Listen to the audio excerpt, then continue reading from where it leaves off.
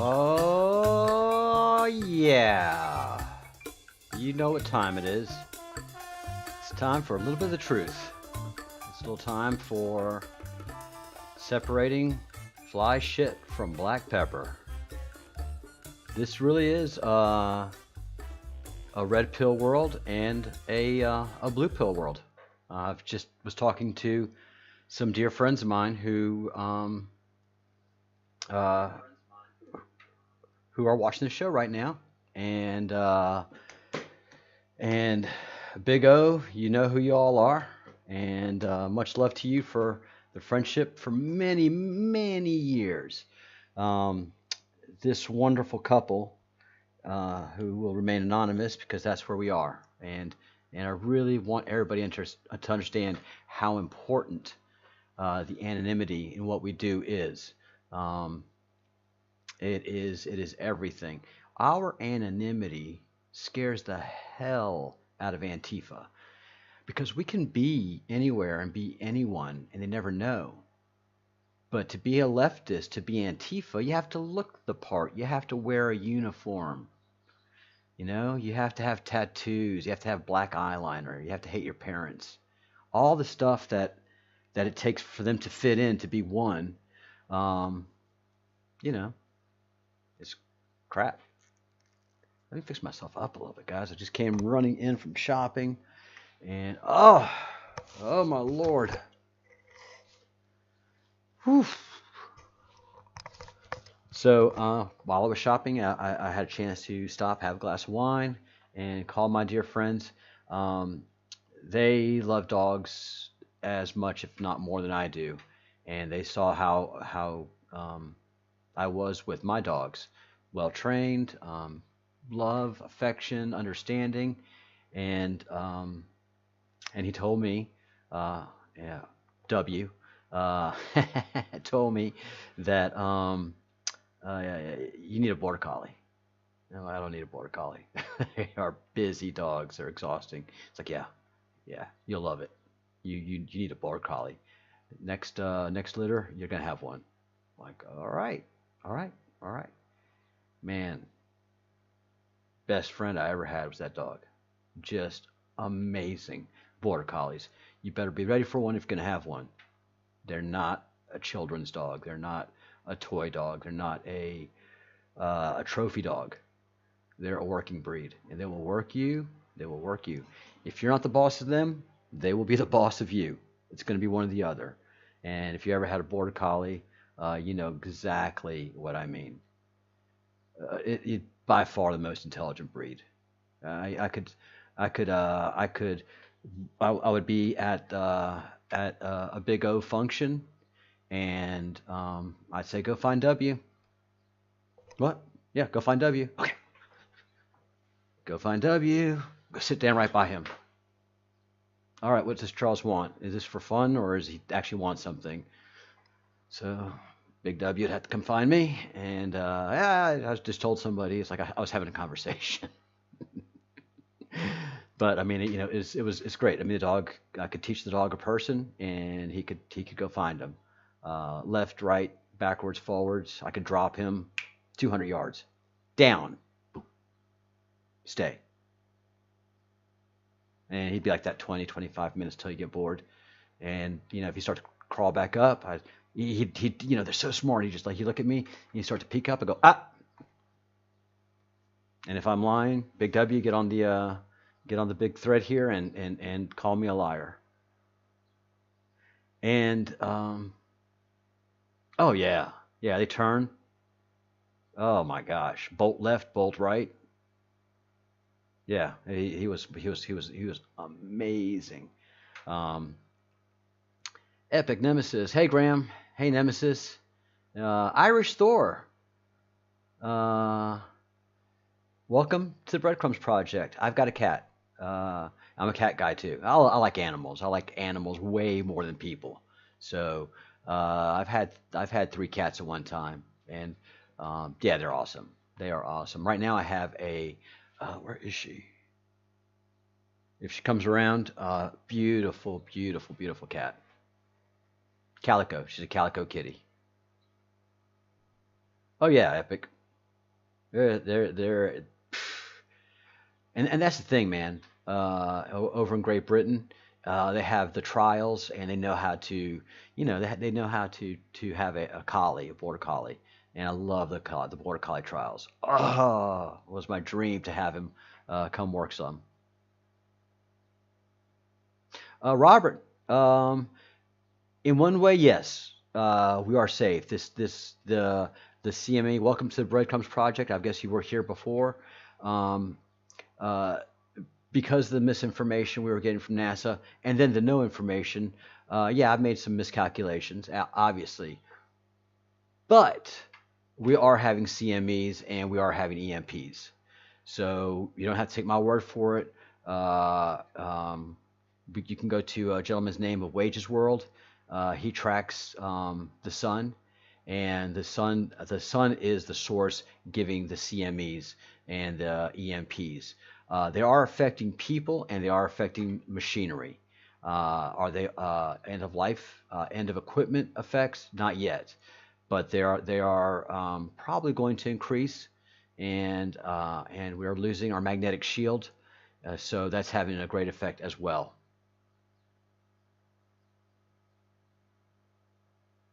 Yeah. All right. So Wages World is giving good information. He has good data sources. So he has become a credible source. NASA and JPL, not at all. Yeah, predicting much. So these are going to increase. We're losing our magnetic shield, so our air density is decreasing, and the sun, the sun. If you look at the sun now, you can't stand it. You could watch sunsets. Last year we were able to watch sunsets. Now we can't. You can't look at the sun. So it's a dual effect. We're having CMEs from the sun, and then the shrinking magnetic shield, and so we're keeping an eye on that. Give us some love, Irish Thor. Give us some love.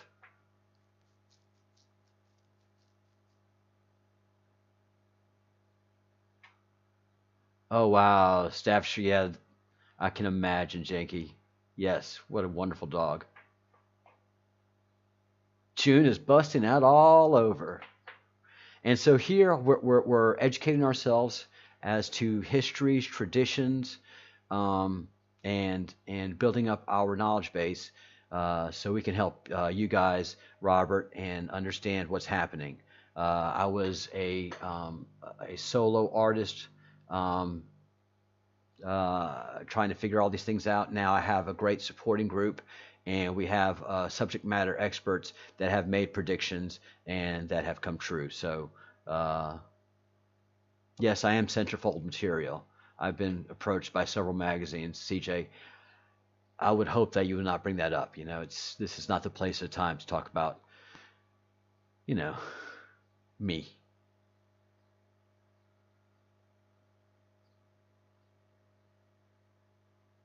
Yeah, I think we're gonna have Graham will probably have Partha on tomorrow to talk about more about the retrogrades and its effects.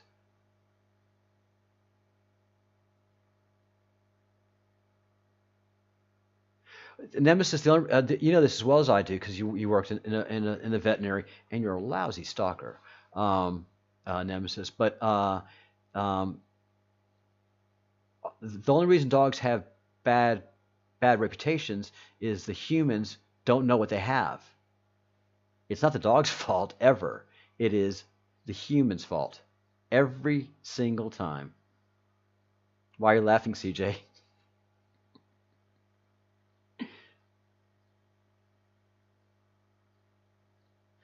Janky, I haven't gotten the sense of a continental flooding, so we'll have to talk about that one.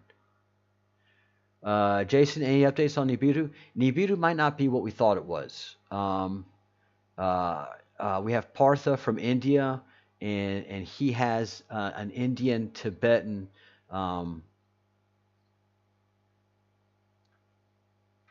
uh, understanding of Nibiru and the large planet that is the real Earth, and we are kind of the fake Earth. So Partha talks about that. We'll probably talk more about that tomorrow. So there's been some very interesting new information that's come into the system, and not that we doubt Nibiru or what's happening in that sense, but our understanding may not be um, all that we focus on. Um, but we'll see. We will see. This is an ongoing study, Jason. The only conclusions that we have right now is that there are CMEs. They are coming from the sun, and Partha has the ability through astrology to indicate when they're going to happen. Um, but as to what time exactly or what the impact is, we don't know about that. Um, we do know there is a Nibiru-like second Earth. If it's the Sumerian version or the Indian Tibetan version, time will tell. There's synchronicity in the stories, but the physical manifestation is has different views. But we're figuring those out. Wow, Graham. Wow, wow, wow. Yeah, we've had some very interesting things going on, astrologically speaking.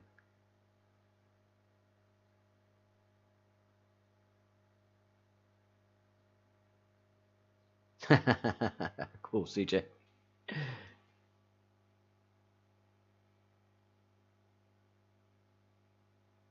No, I've taken the other way around. I was a prepare guy, and Partha has convinced me that this is a very controlled event. It is not a uh, it is not a catastrophic event that we can prepare for, because where one goes, we all go.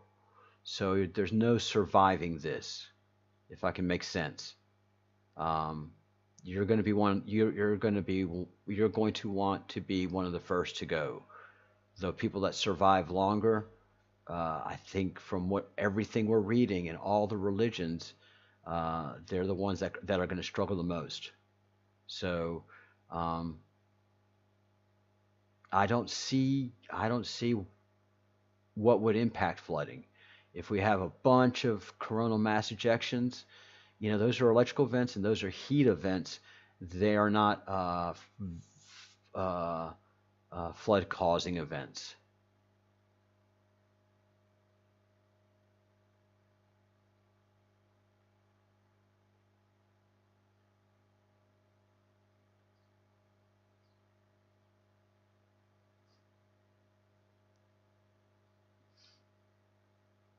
Who's not speaking the Lord's English? Who's not speaking the King's English? Epic. Oh, good. I'm speaking English. Hey, Em. Hey, Alchemy.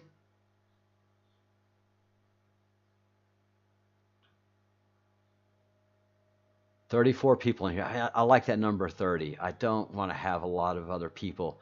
Um, and it's if we get too big, I really want some of y'all to consider creating your own live channel. And you don't have to show your face. There are several YouTube channels that are interesting as all get out, and they remain anonymous, and they're awesome. They're awesome. So some of you guys be thinking in the background as we go along.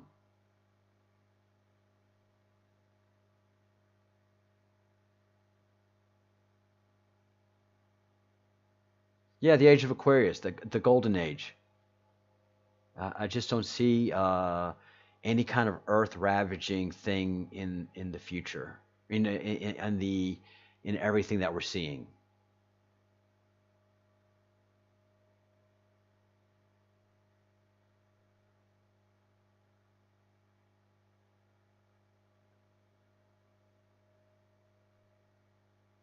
Oh, cool. I don't doubt that, Janky. And if that happens,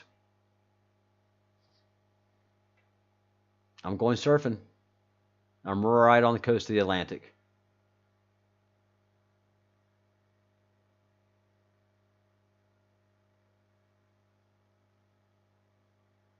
Interesting.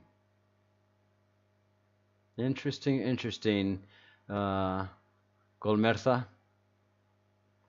Yeah, I wonder if how what electrical impact that's going to have on it, because we now know it's an electrical field. It's not a field of dust.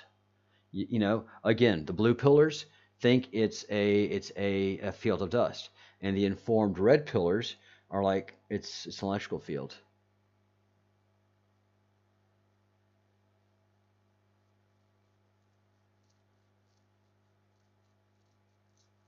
Ah, cool.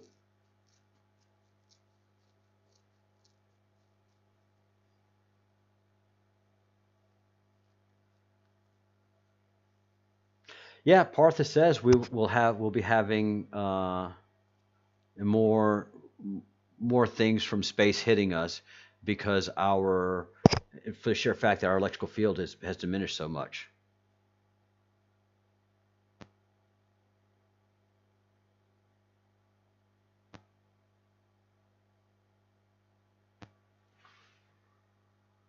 Yeah, no, it's like the tsunami. You know, um, a wave like that would just be a giant tsunami. So it'd just be like we've seen in Japan and in Thailand. You just have water just keeps coming and coming and coming and coming. So it doesn't build a big wall.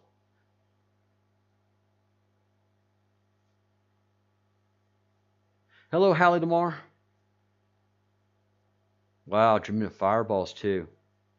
That's why I say I want to go soon. I don't want to. I don't want to be around for all that stuff.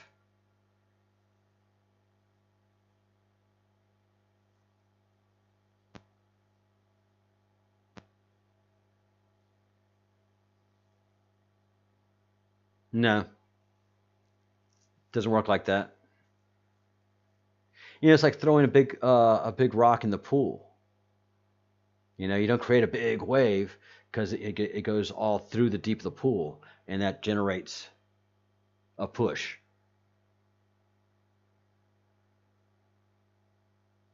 Yeah, that's why I live on the fourth floor of a concrete building.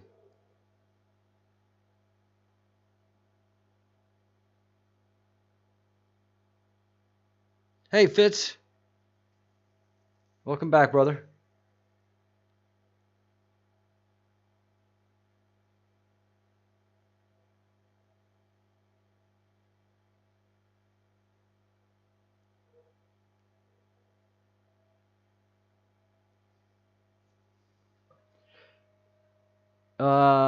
Dentasia. In the morning, where? What country? Can you be more specific? Because I come on at 5 o'clock in the morning Eastern, Eastern time in America. So there's not much earlier than that. That's early. And I usually go for 2 hours, so 5 to 7 a.m. Eastern in the morning. Yes, Partha, I would like to. I've got a ton of videos that we've done to upload. I just haven't had the time, so I'm going to do that tonight. After I got off of our video, I had to work. Then after work, I had to go shopping, and I got back from shopping. I just came on, so but tomorrow morning, I expect to be able to upload our Zoom meetings, and I have those all separate. The Zoom meetings are separate, so I'll get that taken care of tomorrow, Partha. Alabama. Get up 4 o'clock in the morning, brother or sister. I'm from Louisiana. Go Tigers.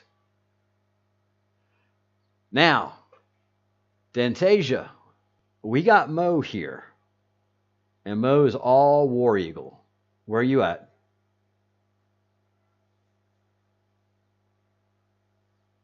We'll do, Partha.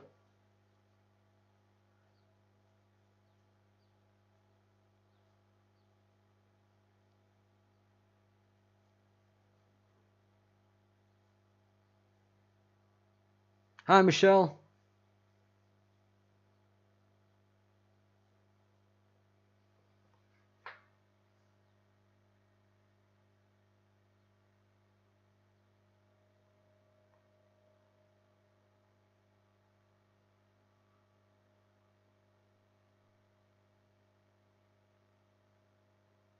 Oh, Michelle. Oh, there are going to be some parties in South Africa tonight. Oh, Dentasia, you and Mo are going to have some conversations.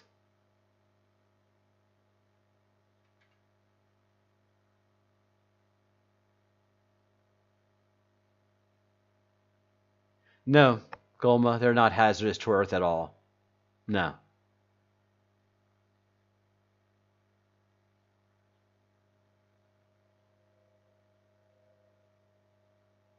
CJ, I'll let Partha answer the twin flame question if he has time.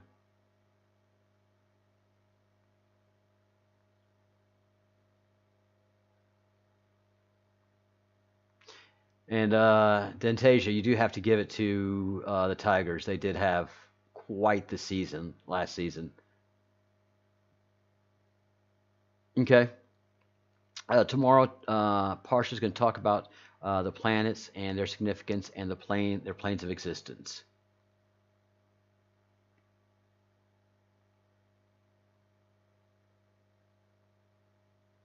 Really? You can feel the tingliness in the air too, huh? Have you been following us for a little while, Dentasia, or are you new here?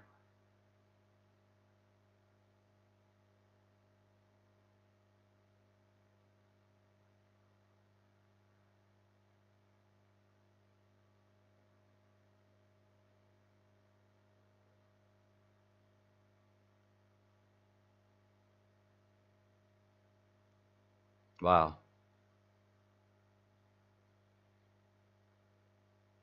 Thanks, Joseph.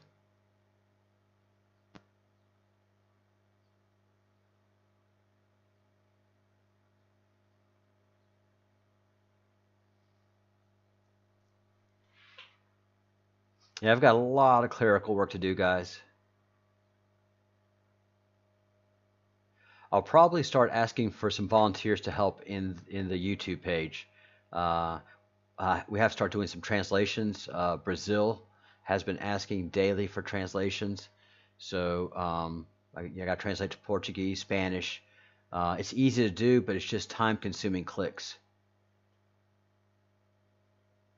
So if any of the mods or if anybody wants to, that's been here for a long time, some of you veterans want to help in the page, I'll give you permissions in the Breadcrumbs project page, and to kind of give some clerical help. Hi, my heart.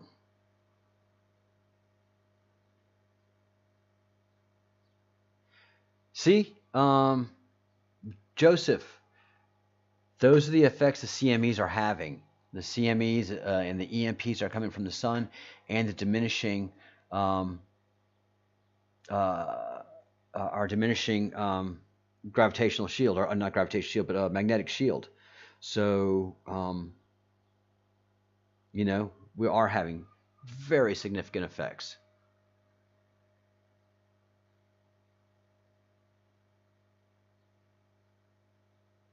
Oh, Joseph, yeah, the knowledge. Oh, great, my heart. We're happy to have you here. Welcome to the Breadcrumbs Project. We are the Fellowship of the Crumb. We don't have any real agenda here except for the truth. We're vicious followers of the truth. All of us here are truth seekers, and sometimes that involves taking the red pill. And so, hi, Marshmallow. So you do find a very strong group of thinkers here, and it's not hive mentality or groupthink. I don't think two people in this group agree on anything.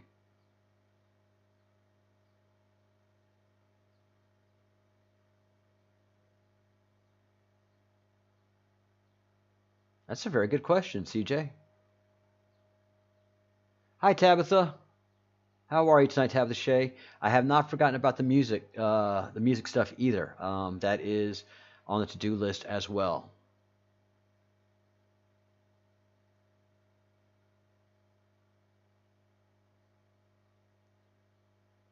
We are individuals in this group. We certainly are. And I guess I started talking about this. You know, in America, we're having this huge problem of violence going on. and it's all led by a group called Antifa, as well as Black Lives Matter. These are groups that have millions of dollars of funding. I'm talking multi-million dollars of funding. Uh, it is just a stunning amount of anti-American sentiment that comes through in cash. Um, so um, my friends and I and they're watching the show right now, we're talking, and America isn't aware of this organized group doing such destruction to the country, but they are representative of an evil, and you have to look like them, you have to be like them, you have to wear the tattoos like them, and that's something that several commenters here say. Look, if you believe uh, in sacred geometry, in energies and powers and frequencies, don't be putting any ink on your body. You're quite the opposite. You should be very clean and wear clean robes.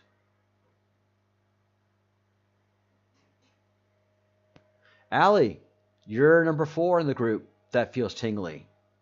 Parth is number 1. Alchemy's, I think, number 2. Uh, Dentasia's number 3.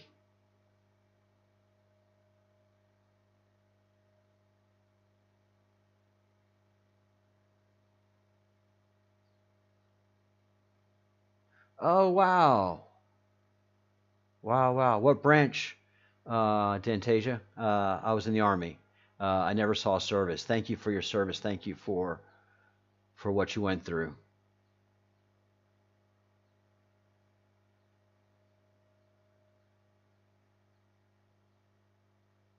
Michelle, also, I mean, a lot of people that have that higher vibration are having headaches and feeling things. So anybody that comes in, hey, you ain't feeling nothing from that EMP? Me? No, thankfully not. But half of my group, half of my friends here, half of the Breadcrumbs Project team members, yeah, they're feeling it. Better be lucky you're not either.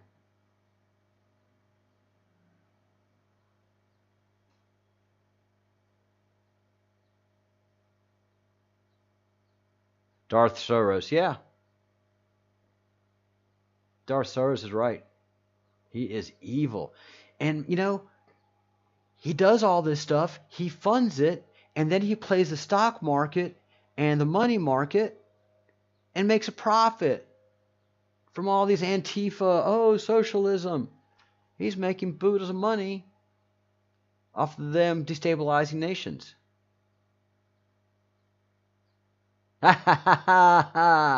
Fort Bragg, all right. I did basic in Waco, not Waco, in Fort Bliss, Texas. I was born in Waco, and I always get them confused. Texas, right? Um, El Paso. I did basic in El Paso, Texas, which is a desert, and I got there in August.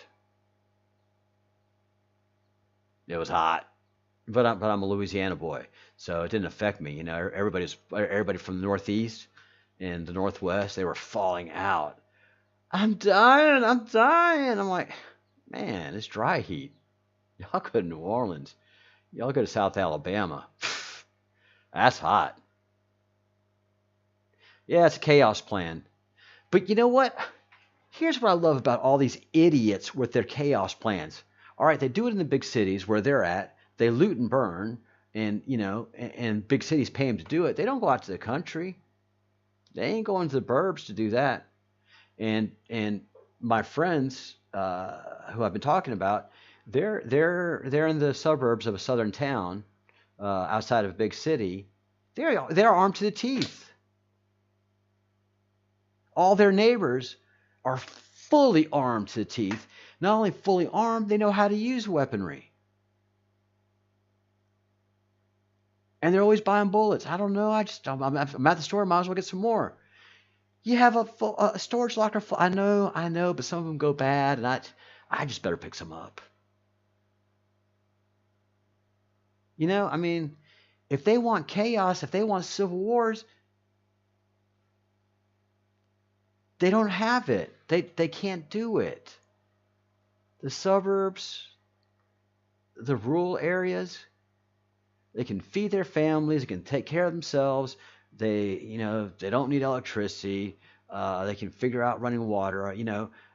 Basically, they can survive. Big city folk, all these people that are Antifa and all these guys in these big city, they come out to the country. It's just a whole other thing, man. So you're not going to have a civil war. You're going to have problems in your city, but the rest of the country isn't with you. Not even half. Not even an eighth of the country's with you.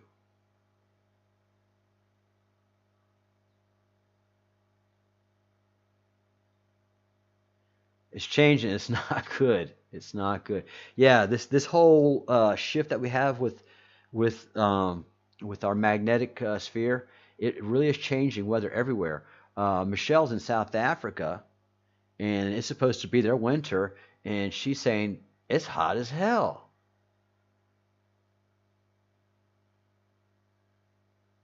Oh, Amy, yeah, yeah.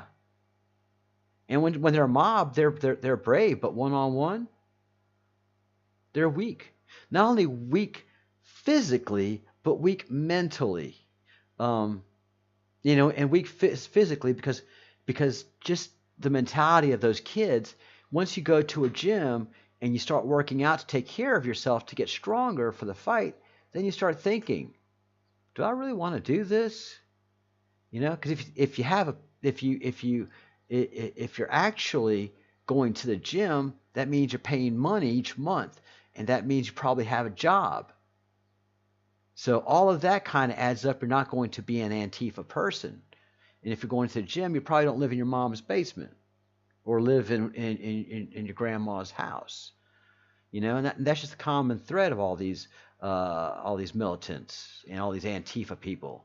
They don't have jobs, they don't have careers, they don't have self-esteem, and they need to be part of a group to feel like they can accomplish anything.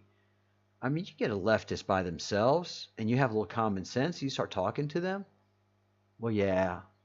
Well, yeah, yeah, yeah. You're right. No, that's not how an economy works. No. Yeah, universal basic income is, yeah. But they get with their friends. We should have universal basic income. Fight the power. There you go, Michelle, right there. If you're following a line of inquiry that we are, which is a very spiritual and what we're reading right now, um,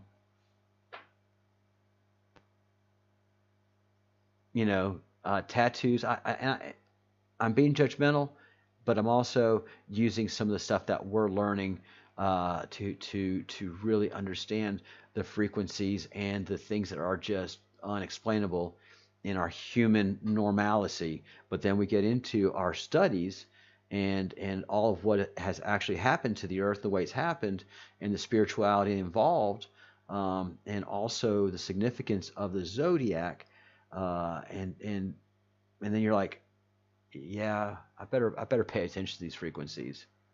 That's why we say good things, we do good deeds, and we think good thoughts. We want to raise that vibration of ourselves to a place that we've been asked to be, so that we can be harvested, which sounds like a terrible word, but that's the fruit that's ripe and ready to be pulled. When fruit is ripe and ready, you don't want it to fall on the ground and be wasted. So if we're actually on a path of enlightenment, if there is a great awakening and we're part of that path, then we have to pay attention to a lot of details. You know, I'm doing my affirmations. I'm doing the work that has been given to me, and and I do my part. If it isn't, if there's nothing there, I'm a better human being for doing all of this. Fundamentally, I'm a better human being for thinking good thoughts, doing good deeds, and and saying good things.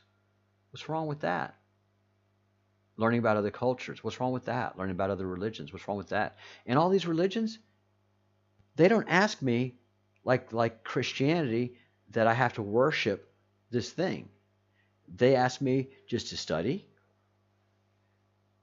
and if I have any questions, ask. Do I have to devote myself to any god? No, no. These are here for your guidance, but you're you. You're your own soul.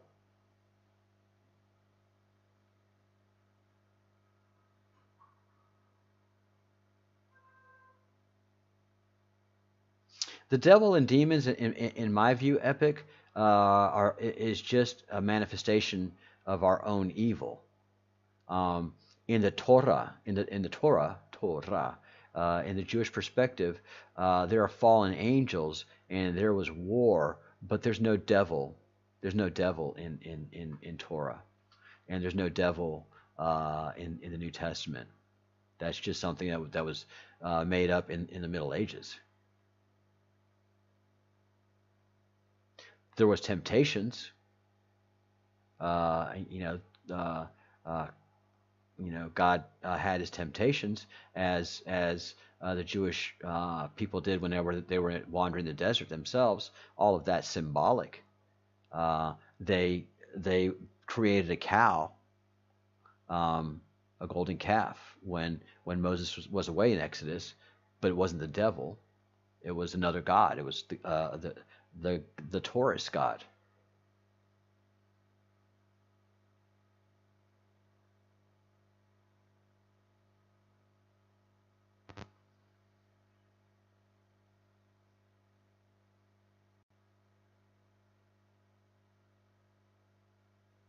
Yes, knowledge not shared is knowledge wasted. Amen.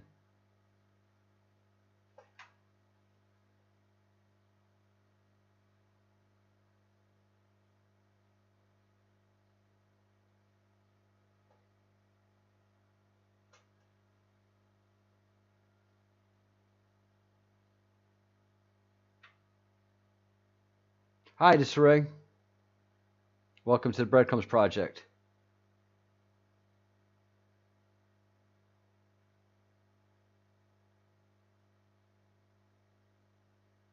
Interesting. Q just dropped confirmation live coverage versus World War Z. Be great. Let's.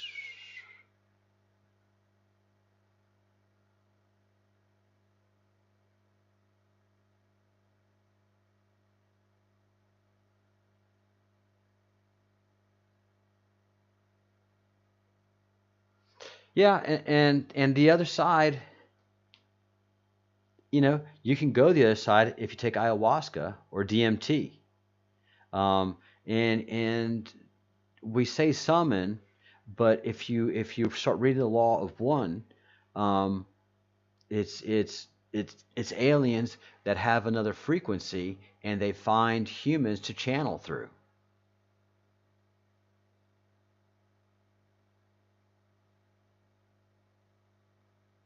And I'm here in an old Celtic region, and the city that I'm in is the last bastion of Celticism on the coast in all of Europe, and I'm on the coast of Spain here. And there's a lot of Celtic symbolisms built into some stone walls and some stone locations, and people think that's occult and magic when they're actually symbols of protection. So throughout history, um, religion has been used to uh, curate your soul, but it also gets twisted in human greed and human need and human want and human quest for power. But fundamentally, it is always there to um, religion is always there to curate your soul, to ensure that you are doing the right things for when your time comes, that you can raise your head high and say, yeah, I was counted. When I was asked, and I was kind, and I was loving. I hoped I raised my vibration uh, in my time on being on this planet.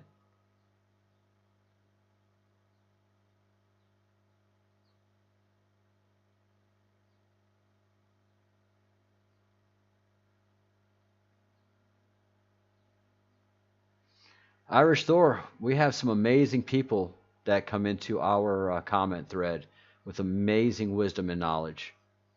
It's an honor. Yeah, you have some great carvings in the world in Ireland. Some of the great Celtic stuff, and you have the language. You guys save the language.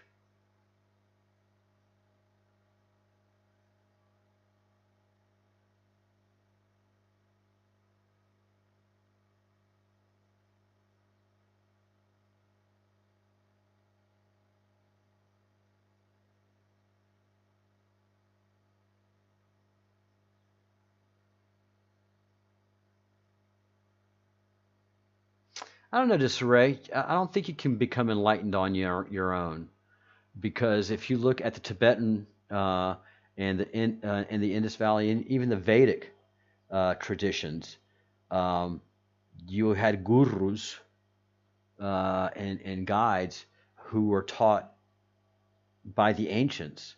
So the ancient, people wouldn't know about astrology if they hadn't been taught about it. You don't wake up in the morning and go, "Oh, I see this. Oh, I see that." No, we were taught by whoever created us, whoever created the planet, the solar system. They taught us about the stars, how to read them, what they meant, and how to live on the planet. When summer solstice was, when winter solstice was.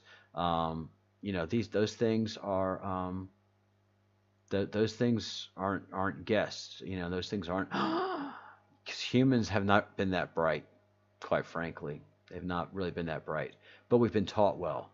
And when we've been taught these very important things, then those things are made, they are sanctified, and they are made holy in a method of, listen, you pass this down to the next generation. That's what the Druids did. That's what the Greeks did. That's what the Romans did. That's what everybody does in the ancient religions when they were trying to send forward a message in a bottle to the generation that would ultimately be that generation, that's the last generation of the earth for when the end times come, to be prepared. So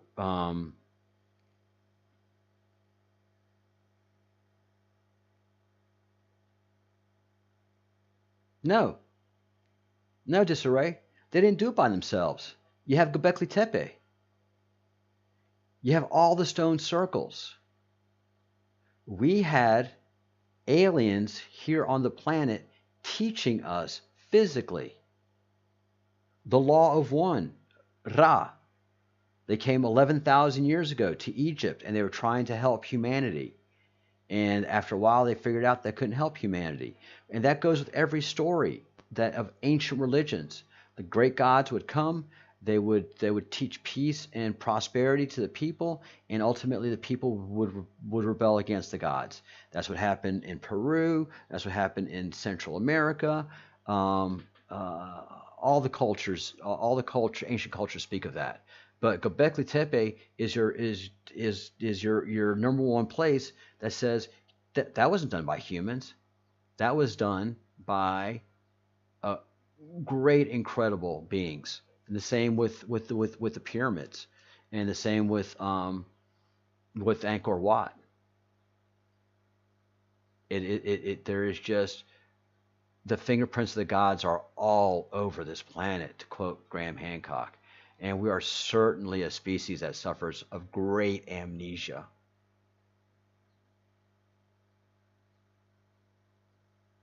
Yeah, we are connected. We have souls. We're connected to the sun. The sun's connected to all of them. And all of that is the creator, the creation. Yeah, we're all connected. We just have to go through our time and we're coming into the age of Aquarius. We're going through a great awakening, and ultimately we'll be 5D creatures. We'll go from this 3D to 5D. It's a journey. It's it may happen instantaneously. It may take a few months. It may take a few years. It's the creators and those that care for us know what's happening. Some of us are curious. That's why we're here. The rest of us could give a flip. We've got kids, we got jobs, we got bosses that are hassling us, we got bills, we got mortgages, we got credit card. How are we going to pay for that? How pay that down? And no, we can't do Christmas like we did last year, guys. Come on, you know. So no, most families and people don't have the time to do what we do. Yeah, Graham Hancock, and John Anthony West. Uh, oh, and what's his name? Big burly guy from Atlanta. Oh gosh, I hate that I'm not remembering his name. He's great. It's gonna hit me a while. But I mean, actually, Graham Hancock though, and John Anthony West, they were the pioneers, and they really took the slings and arrows of the entrenched academic archaeologists, the academic Egyptologists who make no sense.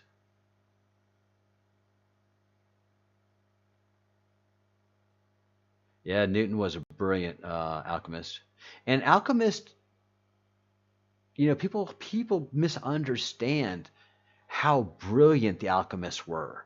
You weren't just an alchemist; you were it was everything. It was the alchemists. They were the biggest users of the zodiac.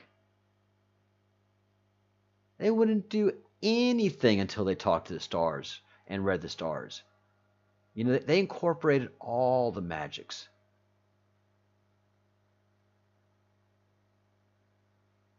Absolutely. And Graham Hancock's the kind of guy that will allow his mind to be blown. If you got something to say and you're doing it in a credible way, you got Graham Hancock's ear.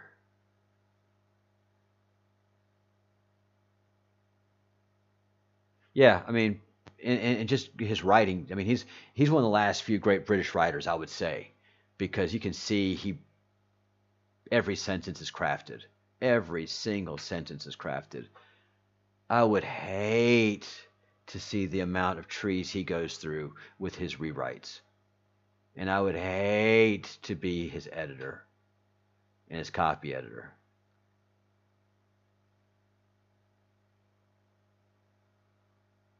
Yay, Irish Thor. I'm glad you are anonymous. Yeah, Tesla.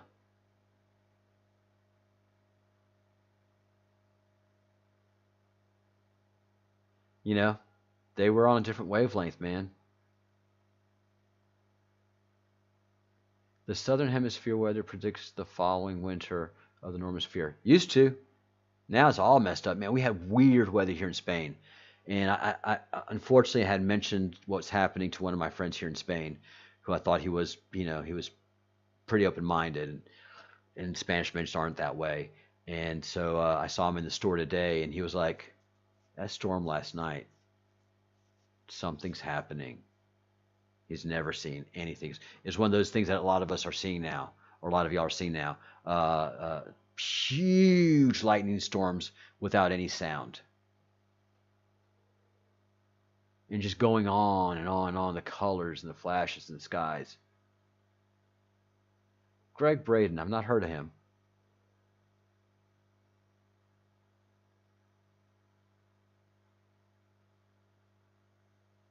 Yeah, the elite are very much into the occult, and for all the wrong reasons, and they get all the wrong results. It's great.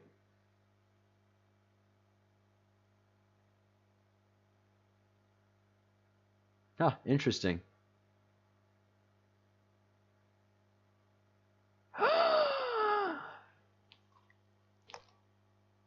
Yay, Irish Thor.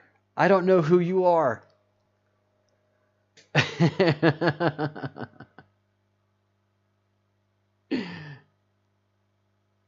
Yes, Graham and Collins. Is it Andrew Collins?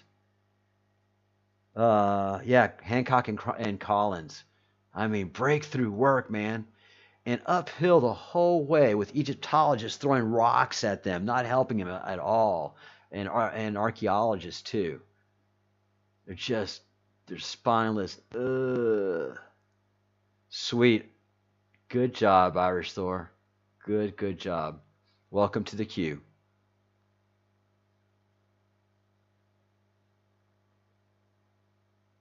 Ginger, welcome to the Breadcrumbs Project, and welcome to the Fellowship of the Crumb. Yeah, man. We've had doubters, and now we have Nemesis. Shh. Sorry, Thor. There she is. There's Nemesis, doxing you right here with all your friends. I'm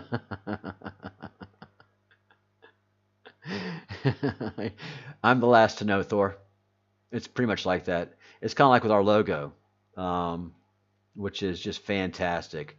Uh, as you know, that is our logo, and there's a Q in there. I didn't see it. I mean, it's a brilliant Q. It's an awesome Q, and just didn't see it. I was sitting here going, "Golly, Fitzsimmons, maybe you could, hide a Q in there." And like everybody just in the thread, in the comment thread, it's in there, it's in there, it's in there, it's in there, it's in there, it's in there. I see it, it's in there, it's in there. Every single person except one was like me, which is like, it's the spyglass, Charles. It's showing the B, and it's a Q. Oh, okay, yeah. Oh, that was just I felt like a moron.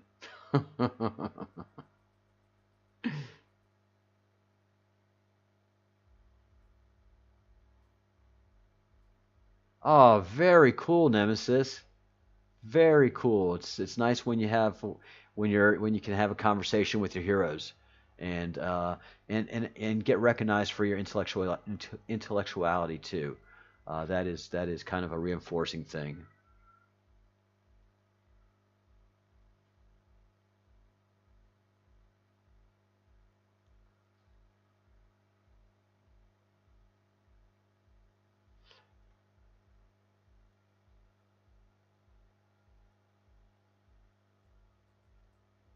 Oh, hi, Holly. I didn't see you enter. Welcome to the Breadcrumbs Project.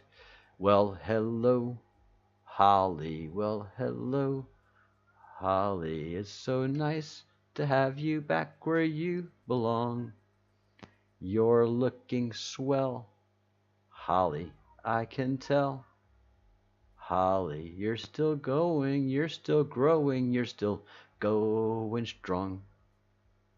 I feel the room swaying and the band's playing some old forgotten tune from way back when. Well, thank you on that one, Alchemist.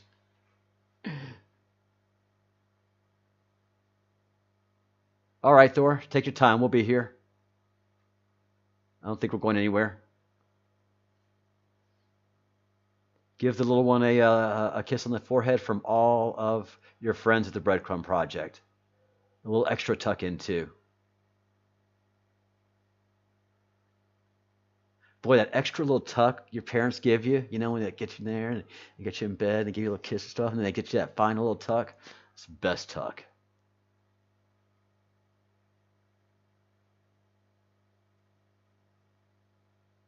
And right now, this is just conversation amongst friends. Holly and Ginger, usually not usually every morning at 5 Eastern, we have our first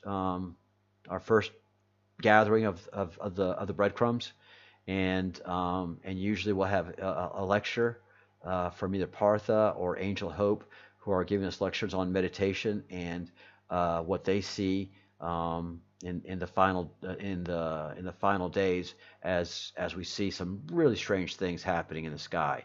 Partha is the one person who can explain it, and he and I are in full agreement in so many aspects of what is happening in the electrical nature of the universe, and that's why we have so many people in the room right now who are feeling tingly. Their faces are tingly.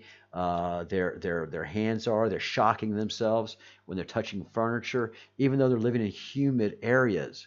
Partha and Angel Hope have both said, yeah, when we touch furniture here, we're getting shocked. In India, in Bombay, India, which which which really can give the South, like New Orleans and South Alabama, a run for its money on the humidity scale. I mean, if we're doing the humidity races, New Orleans and Mumbai or Bombay, they would, or even Delhi. I mean, just India is a very humid and richly tropical state for the most part, country. So they don't experience dry winters. That's when you usually get static electricity to build up a charge. So there's a lot of electricity in the air.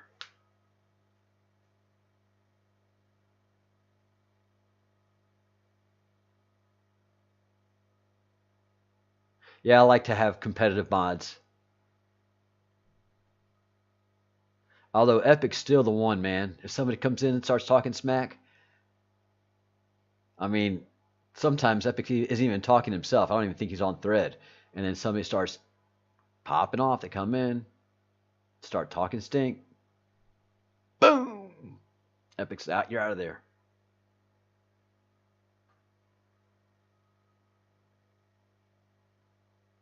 Yeah, Epic's a sergeant major.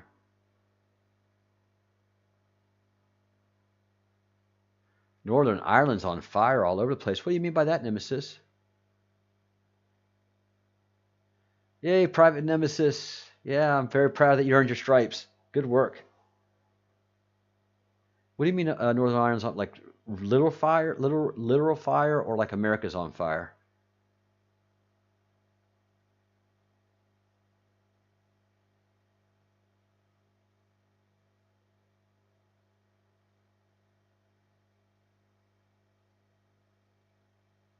Almost lawless in some areas. It's completely lawless. Oh, that's so strange. I did not know that. See, this is where the mainstream media is just a bunch of useless. Okay, Trump is orange. Trump is obnoxious. Trump is bad. We get it. Give us about 4 minutes of the horrible crap he's done all day, and please give us some news of the world. And don't try to social justice it. Just give us the facts, man.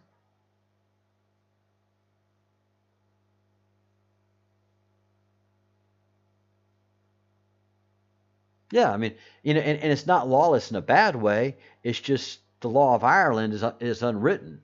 You know, it's the law of being human. If you start talking smack, you're gonna get your ass beat. You know, you don't need police in Ireland. Everybody's their own police officer. And if it gets really bad, you just call mom, and mom's gonna come in and sort that stuff out. Bam, fast. So you don't need police. You don't need laws. You don't need all that written stuff. If you just act well and civilized and have respect for your community and for your elders.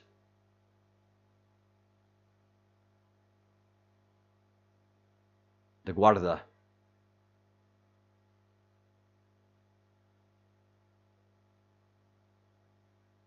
We don't know, Gold Mertha.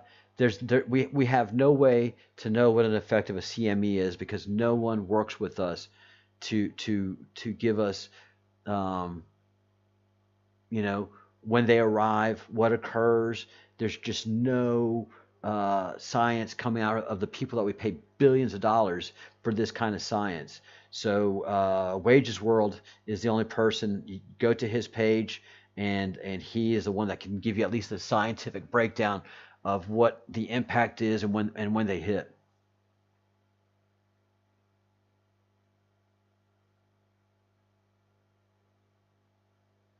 Yeah, even the police know their place. And that's the way it should be. That's the way it should be. The police, you should not be beholden to the police. The police are not your boss. You know, the police work for you. You shouldn't be scared of the police. In America, we're not scared of our police, except for New Orleans. In New Orleans, you should be scared of the police, but it's just because of the people we have to handle. I mean, New Orleans is a third world country, so um, you know, voodoo kings and Mardi Gras and Jazz Fest and drunks galore.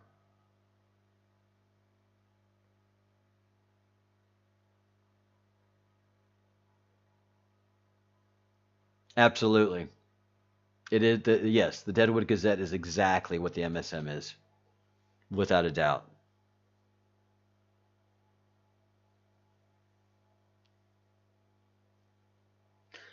Uh, Guys, have y'all been reading your Law of One and and getting a feel for that?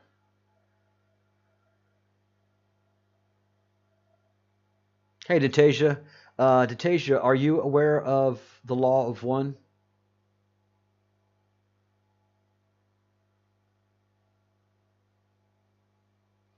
Yeah, that's true, Nemesis. I didn't even. Uh, yeah. And what was your what was your feeling, Alchemist? Dentasia, go ahead and Google it, download it, and start reading it if you want to, or go to it. There's several YouTube pages that have uh, that that have audiobook formats because we're going to pretty much later this week start analyzing it in greater detail. That's just one of the many sources that we have in understanding what we're trying to decipher from the Q's Great Awakening map. And ironically enough, most people have been able to decipher the lower three quarters of the Q map and even the upper left hand area included. But the whole right side area that we're covering, nobody in the Q understands what that is or how it relates. And we have Partha and Angel who are just like, oh yes, and this right here, and this goes here, and this goes here, and this goes here, which makes perfect sense to them in their ancient Indian and Vedic traditions. And then Partha has a great wealth of experience with Tibetan um, uh, uh, uh, um, I don't want to say mythology, but with Tibetan um, mythology for what's out there, and you know he can read it, and there's just a lot of synchronicity between Tibetan understandings and Indian, the Indus Valley, not so much the Vedic, but the Indus Valley and the Tibetan are very much a similar religion.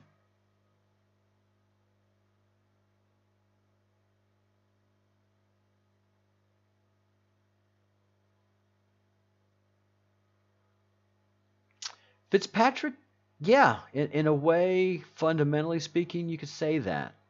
You could say that, but it's also more. I'm gonna let you make up your own mind, Fitz. You're gonna love it. You're gonna absolutely love it. Just the way Ross speaks and the structure of his sentences and uh, you know in the chaos of his wording, you have such brilliance and beauty. Welcome back, Irish Thor.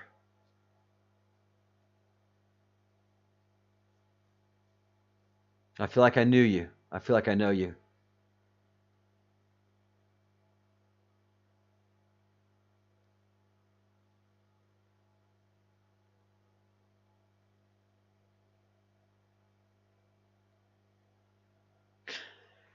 Boy, Nemesis, I gotta tell you, where I live is at the end of the Camino de Santiago, and and there were some people speaking, and I picked up the accent, and I asked a group of ladies if they were from England, um, and they turned to me and they said, "No, we are Irish. Please don't ever insult us again." Like, whoa, whoa, whoa, whoa, whoa. And wow, I kind of thought things had been, but no, it's intense. It's intense.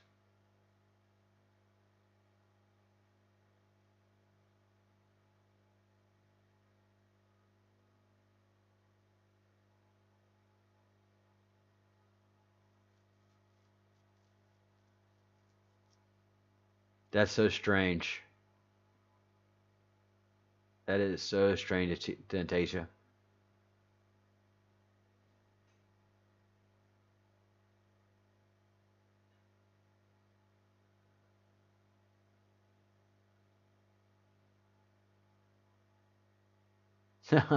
Brother from another mother.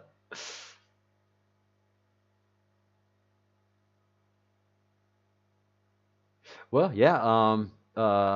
Epic is part Irish and English. Joseph.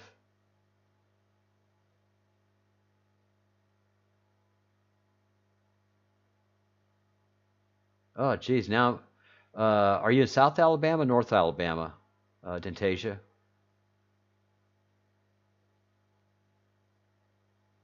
Is there a little 5 points in your city?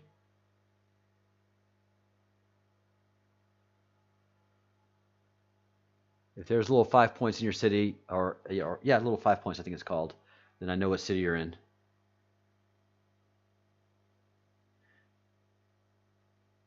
Because there's just not too many parts of Alabama that has rough neighborhoods.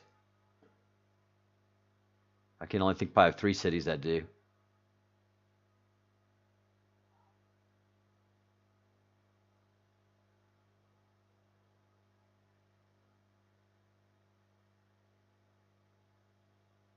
Yeah, I was shocked too.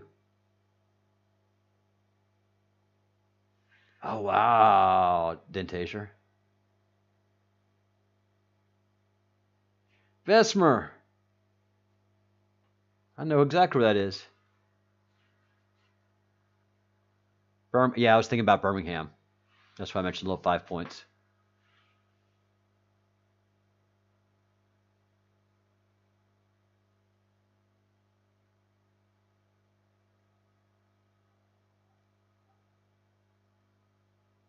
Oh, I don't know what Tollymore is, but my heart's broken if it's having problems.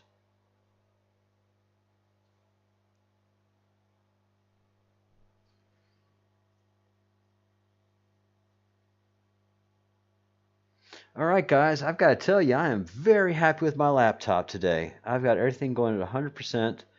I picked up some equipment to help with its cooling and help its processors, and also not using the Wi-Fi anymore, cabled into the router. And I'm having zero drop packet issues. I'm having zero problems with YouTube. It's not yelling at me about errors, and I don't have any frame freezings. I'm very happy, guys.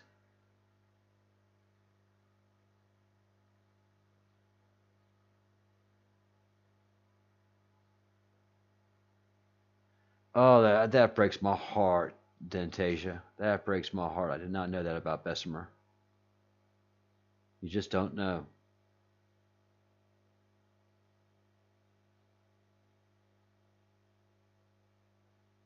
Yep, Fitzpatrick. That is it.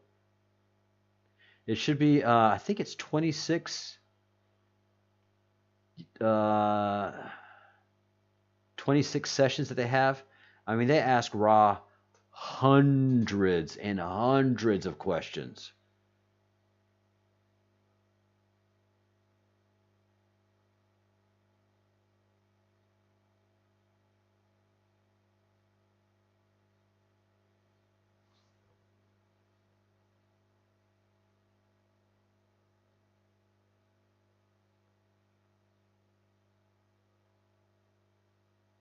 I'm sorry, Irish Thor and Nemesis.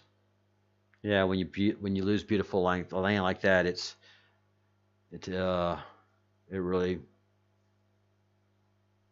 Oh, good job, Alchemy. Good, good, good.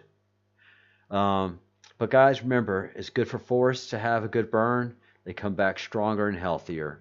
So it's part of the natural way.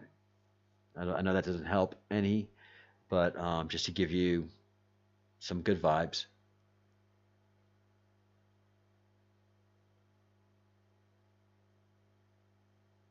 Yeah. I hope you have your good reader glasses close by, Fitzsimmons. But it's fascinating, man. It's hard to put down. It is really hard to put down. Um, and Fitzsimmons, what you're reading, you have to put in the time frame of the late 60s, early 70s. So what gives authenticity to what they're saying is a lot of what they're talking about, as far as especially about 11,000 years ago when Ra came to the planet. Well, in the late 60s and early 70s, we really didn't have a feel for the Great Flood. We didn't have a timeline for it. We hadn't discovered all the things that we've discovered in the 20th century. So there's a lot of stuff that Ra puts in about Egypt that gives it such authenticity that it really screams. Uh, Irish Thor, we're crying with you, brother. We are crying with you. I'm so sorry, my friends.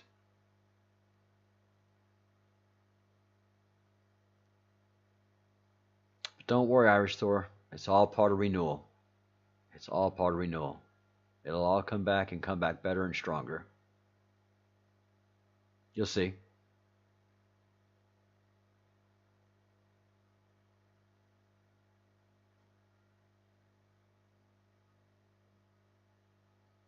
Let's see. Where are we? All right.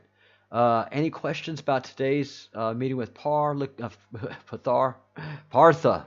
Looking forward to tomorrow's session and growing the library, and I'll be doing work tonight and tomorrow on the videos.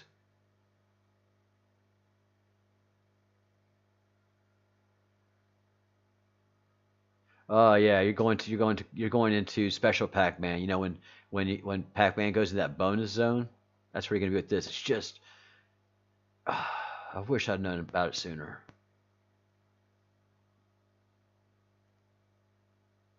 Oh, wow, Thor. Okay.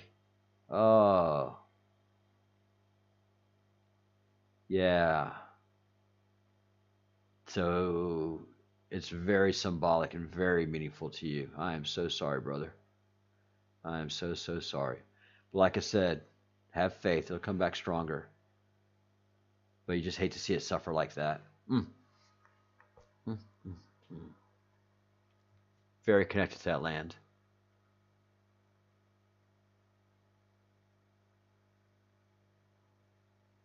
Well, you'll definitely have to go there after the fires have calmed down and give it your love and give it your good vibration so it can grow back faster and stronger sooner.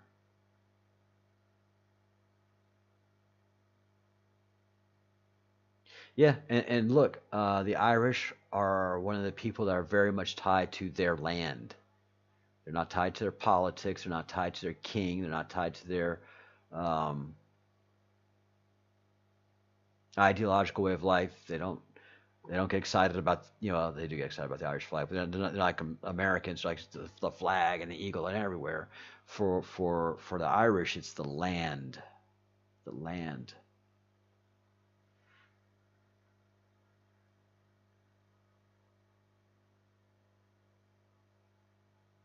The land is them, and they are the land. I mean, it's just every Irish person feels it.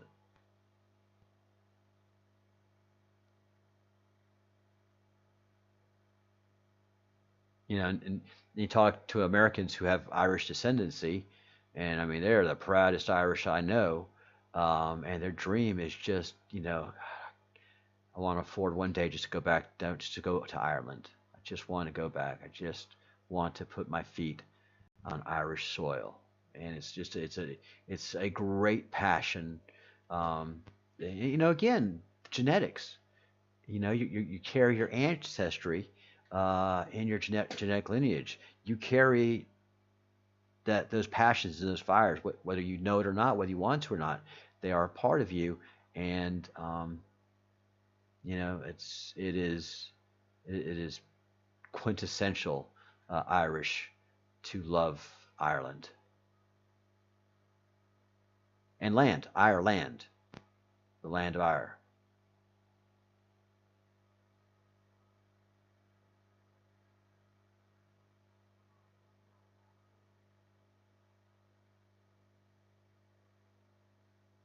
Mm.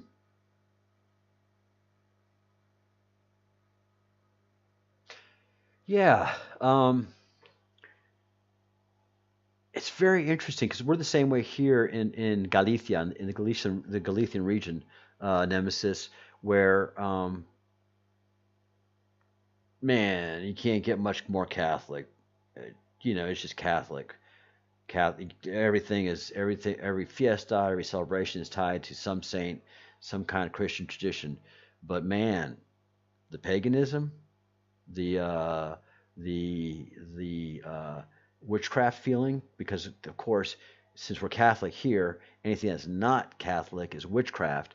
So they consider all their Celtic ancestry and paganism as evil witchcraft, um, and so they don't embrace it like the Irish do.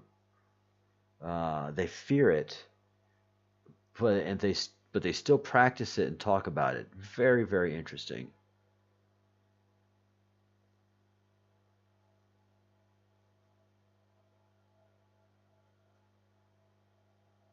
Oh, you will be, alchemist. You will be. Time is short, but also there's still time. That's why I think this Great Awakening process. Ah, excuse me. Speaking of awakening, I haven't had much coffee today.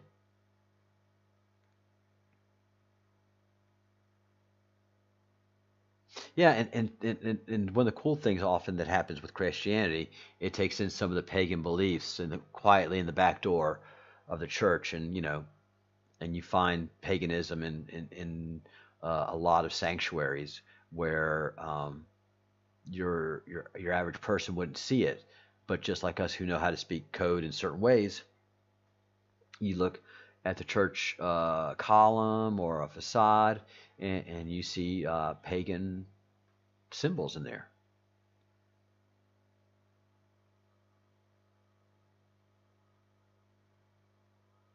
Oh, Michelle, you're so lucky. You are absolutely lucky. I am wanting some coffee, but it's close to my wine 30.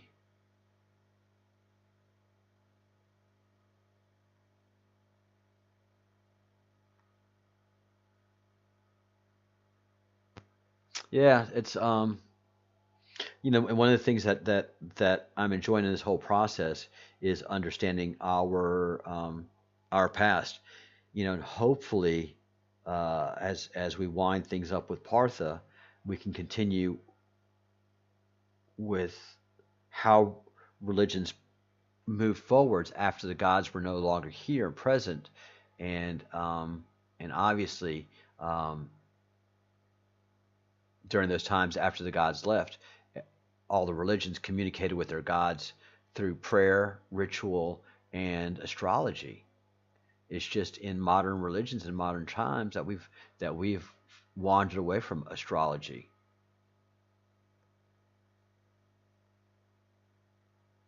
All right. Oh man, splitting wood. Oh, love splitting wood.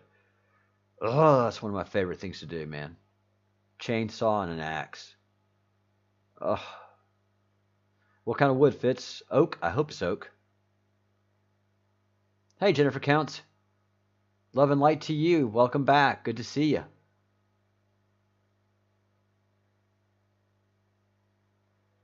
Oh yeah, mud flood is very, very, very interesting. Very, very interesting. Brilliant guy. Brilliant, brilliant guy. And that's somebody else. He's just looking for so take a look at my research, test my hypothesis, and just tell me I'm wrong. But no lab will test his hypothesis and his samples. Just test the samples. It's a big deal. Ah, I hate that stuff. I love splitting wood, but the beauty work of kitchen countertop and sink, I just can't. I don't have that talent. I don't have the patience. But splitting wood, you don't need patience. You don't need talent for that. You just need to go to town. Kindred spirits, Fitzsimmons. Kindred spirits.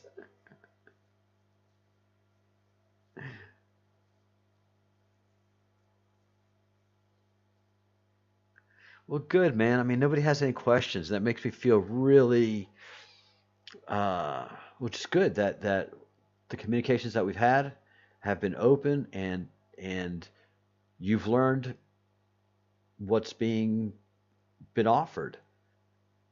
Most of you are 25 of us in here now.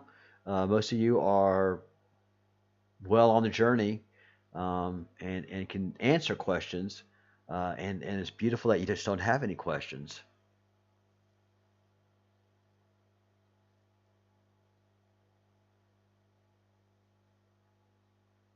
It's interesting to me, though, that people are studying different areas, like Igor over at, and I have to go check out his channel, at Against the Grain, is saying the numbers for where these objects are in space versus what I'm seeing actually.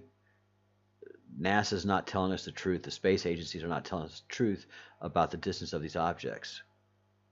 Hi, Angel. Good evening.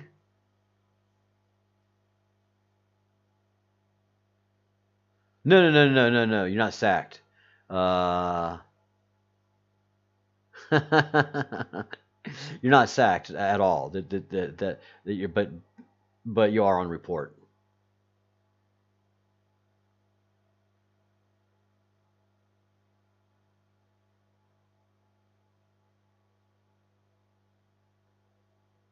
Oh, yay, Angel. I'm glad you. Well, we miss you, and you definitely are part of our wonderful family. Hey, Captain Realist. Welcome back. You and Angel just popped in. Very good.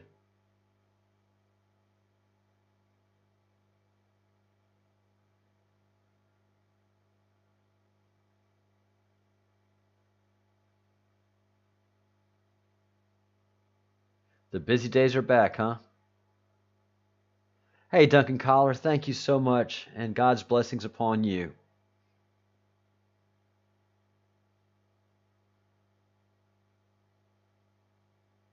So much love in this room.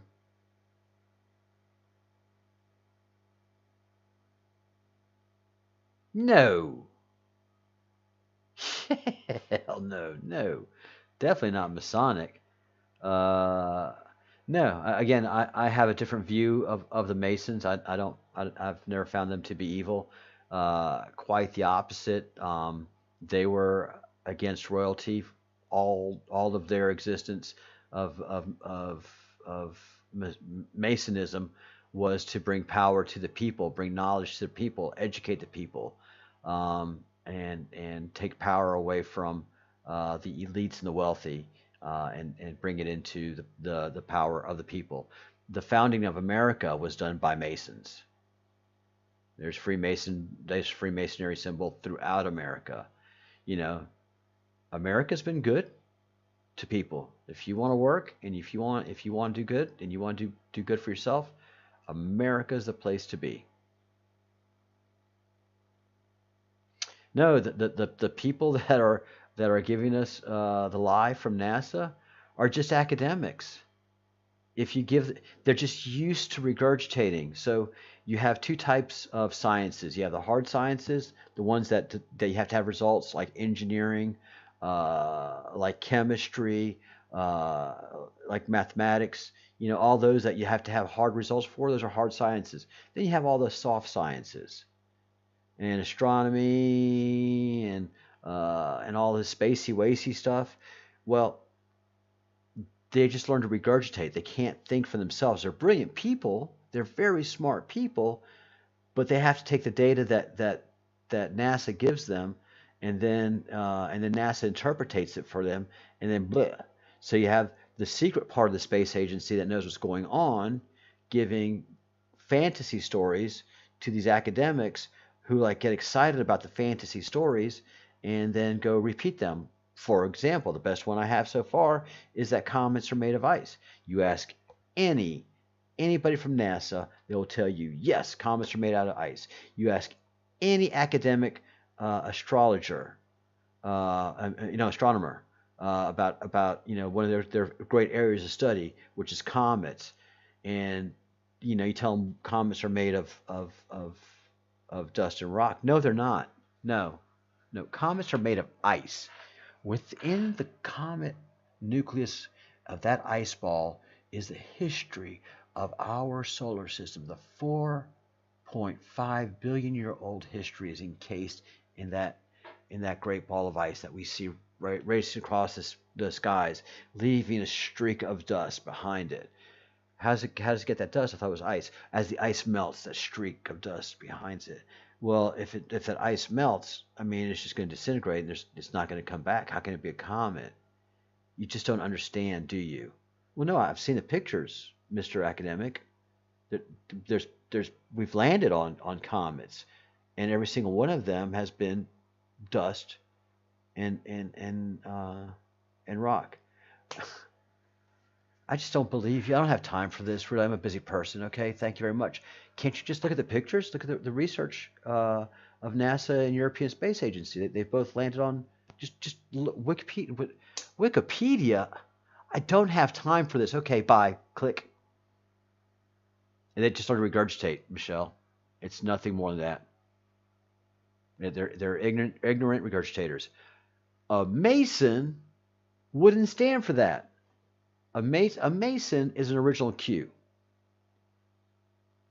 If we're to look at this through today's prism, the Freemasons were the Q of antiquity, because they were a secret organization that functioned in super secrecy, because they were the engineers that built the buildings. They had the secrets to build the cathedrals and the massive buildings and the houses of rock that were there, and you could only gain that knowledge through secret ritual. Well, the monarchy was in no position to stop that. Nobody in power in Renaissance, during the Renaissance and during the Dark Ages, really had the power to stop Freemasonry, because those are the people that built the buildings. And that Freemason sheepskin, that Freemason, if you had the tools of a Mason and you can prove that you are in fact a Freemason, then you were hired on the project and you were the project lead.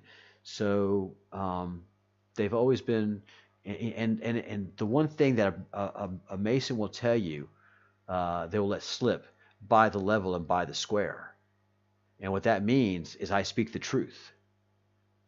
And one of the great things about being a Freemason is, you could go in the lodge, you could leave your family who doesn't understand you, and you can go in the lodge and talk about the things that we talk about. We are basically Freemasons right now, because our fellow friends and family don't understand us. We understand each other quite well, and we talk in a language that many people takes a little while to catch on to. So we are symbolically Freemasons, but a Freemason will say by the level and by the square. So a level is make sure that your surface is true, and make sure with your square that your corners, your 90-degree corners, are true. So the level and square indicates truth. Truth above all is Freemasonry. Truth above all. You're welcome. You're very, very welcome. Yeah, Nemesis and Grand Masters. And were they evil men? Were your grandfathers evil and vindictive and mean, devil worshipping men? Both grandfathers, mind you.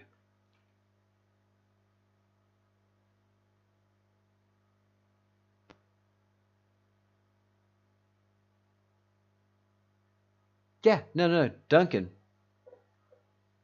You can you can show them everything, and they just don't believe. It's just that matrix red pill blue pill thing. It's amazing. It's truly amazing. We're sitting in the same theater, sitting on the same planet, and seeing two completely different movies. Yay, Michelle. Well, I'm glad I could fill you in on those details. Uh, Absolutely, and that's the beauty of what we do here in the Breadcrumbs Project. We establish credibility in our field of study, and in our expertise. And mine mostly is political and computer networking related. Um, but I can speak clearly, honestly, and truthfully in certain areas. In other areas, in the spirituality arena, I'm a pup. When it comes to the Q, I'm a child, but I'm at the table and I'm learning and growing. And everybody that comes in here and participates regularly does the same thing. They ask questions and they're given answers. Sometimes, like, I don't care what you say, I still believe this. I'm like, I want you to believe that. I want you to believe what you believe, just as long as you research it and you know it to be true. You're not taking somebody else's word for it. Never take my word for anything. If I say something, take it with a grain of salt and do your own research. That's part of being in the queue. You don't take anybody's word. You trust no one.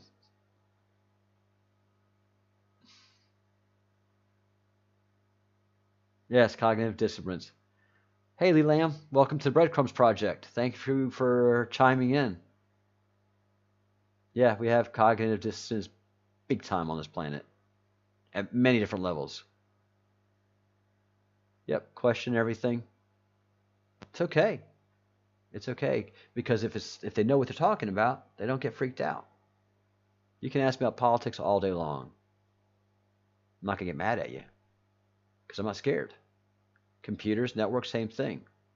Spirituality, I have a certain level of knowledge, but I can't get into the Michelle, into the angel, into the uh, um, Partha sphere, even Nemesis. She studied greatly and deeply. You know, my depth of study is very, very shallow, but every day I'm studying more. Yeah, Michelle. I mean, you've taught us so much in such a short amount of time.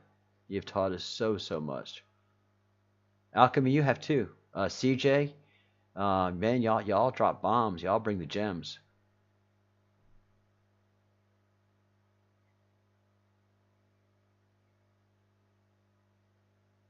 Epic. Could you possibly be more vague? Because I don't think all of us are thinking the same thing as to what that lovely is.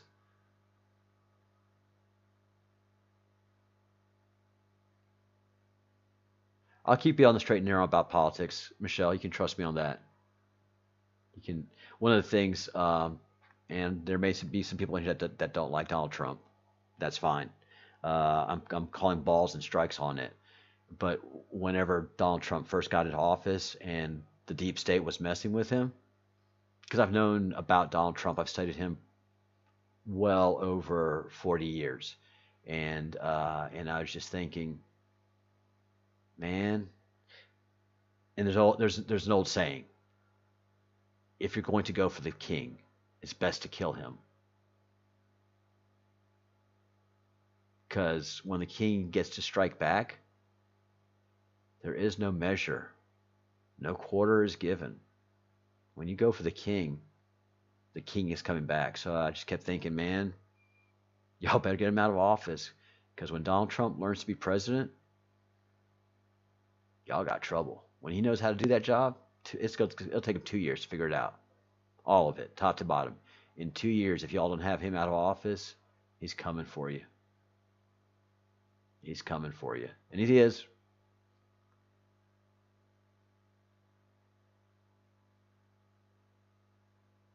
I was thinking food. Yeah, man, Chinese make some kicking ribs. Kicking.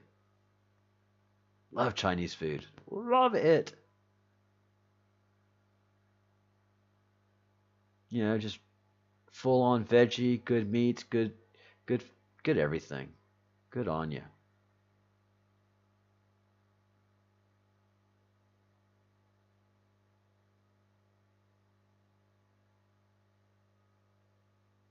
Yeah, question everything. You don't have to be a jerk. Just seek the answers.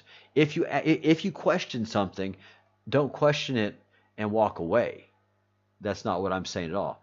If you're going to question something, you question, but you seek the answer. One of the biggest pain in the asses in the whole world is just the eternal pessimist. Well, that's not right. Well, you don't know what you're talking about. Well, hell, why don't you tell me? Bring the facts. They can't. They get mad. They're just, you know, pessimists. That's what they do. But if you question something, you find the answer.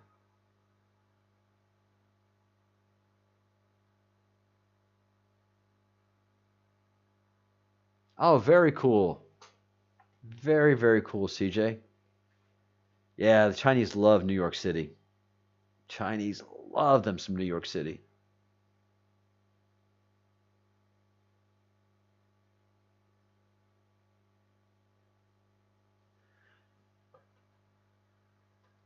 Greg. Greg Hollett? Who's that?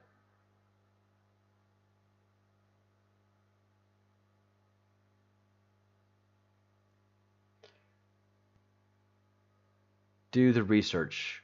Become knowledgeable in anything you question. It's great. It gives you confidence. And when you do the research, sometimes you find, oh, I was wrong. Just like I was with the comments. I made my assumptions and laid out my conclusions, and I was wrong. But by the process of being wrong, you become on you get right. You get right, and even better, you're on a path that is right finally. So, and then you become like Partha, where you become subject matter expert, and then you can talk with conviction about that subject that you questioned at one time. Oh, very cool, CJ. I hated skiing. Wood, gravity, and ice, just that combination, ice, wood, gravity. I'm not good on any of the three to begin with, so combining them all together, I was much happier in the chalet with a cocktail or a glass of wine.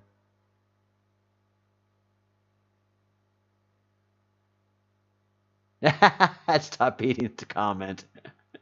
Didn't mean to interrupt your meal, brother. You can save it up. Critical thinking is a must, and this group is a group of critical thinkers.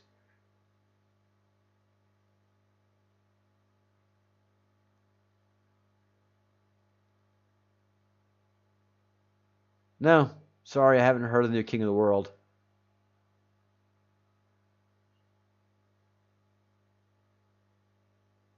Hi, Gene Nugent. And look, as an American, if there's a new king of the world, this is what we say. Come for our guns and let's do it. We don't subscribe to kings. If we don't vote for you, and we don't, and if you're not a greater power, like significantly so, like one that can get our attention, like the creators are going to get our attention, you're just going to get the same response. You're just going to money does not buy you a country. You know, that's what you learn quickly in American politics because we hate our politicians. You know, we don't have any great respect for them. They're not our boss. You know, Trump's is no one's boss except for people that work at the White House. Same with Congress, your mayor, your governor. They're just not your bosses. They can't tell you what to do. That's why the lockdown has just been such a disaster in America. Because some cities, some states said, "Look, we're asking you to stay home for your own safety," and then some other states came at it like Gestapo. We are telling you to stay home. If you open your business, we will turn off your water and electricity, and blah blah. And I'm the boss of you. Well, all those states and cities, they're on fire right now because Americans just don't take to kings or bosses.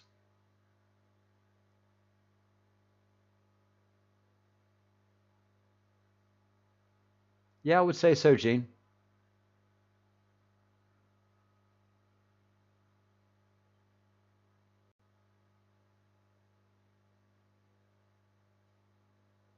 Good luck with that.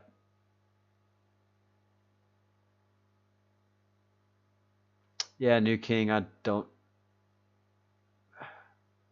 I think most of Great Britain is pretty much loves their old queen.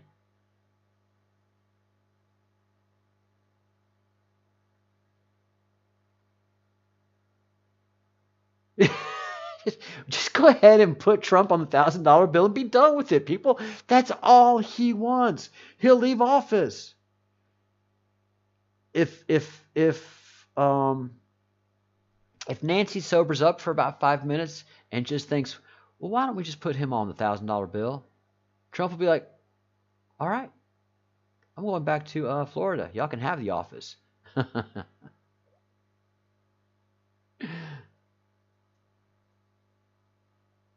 Yeah, Gene's the Canadian.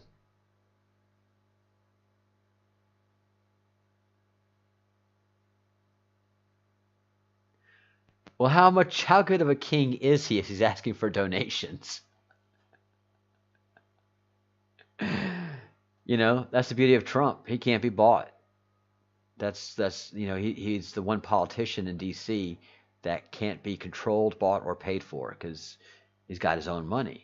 The Bushes could be controlled. They have their own money, but it's done through surreptitious means. You can't buy Trump. You can't corrupt him. Oh, sorry, Gene.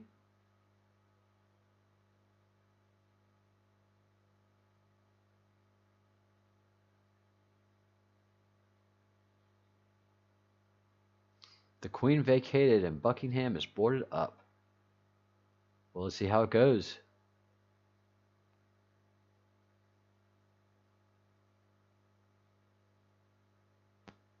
Yeah, that's why we chose Trump. He ran for president one time and won the one time. People have this is Biden's third or fourth run at it. Um, People put Trump in office to say screw you to the federal government. Well over half of America, the people that pay the taxes and pay the bills, were pretty much fed up with the way government was, and we were just not going to put another politician in office if we didn't have to. And so Trump stepped up and like, and he's obnoxious, and he's going to say those things to the people in D.C. Doot, that's my man. Yeah, if you're a sworn king, you see, that's what people makes somebody like this king makes no sense. I'm going to come in, I have no money, I'm going to be king, and I'm going to bankrupt your government, your country, and give you back your money. Well, how's the government going to run? How do we have a standard and then something that can be understood and withstood throughout time to establish the credibility of your country. Well, the Queen's done that. The King's done that. The monarchs have done that for Great Britain. Has it been pretty? Fuck no. But no government's pretty, man. Rwanda, I mean, you just go through every government around the world. They've all got blood on their hands. But there's one thing that has clearly made Great Britain great, and that's been the monarchy. Uh, King Henry, Queen Elizabeth. I mean, for what Queen Elizabeth stood up to, and the country that she built on bribery and kickbacks. You just, what the hell are you talking about, man? The sun did not set on the British Empire. And that was done through cunning, intelligence, and good businessship. Because one thing, the one thing you can do, the people that did business with Spain and Great Britain had the same thing happen again. When they did business with the Spanish, they usually got screwed over somehow. When they did business with the British, everybody won. Even uh,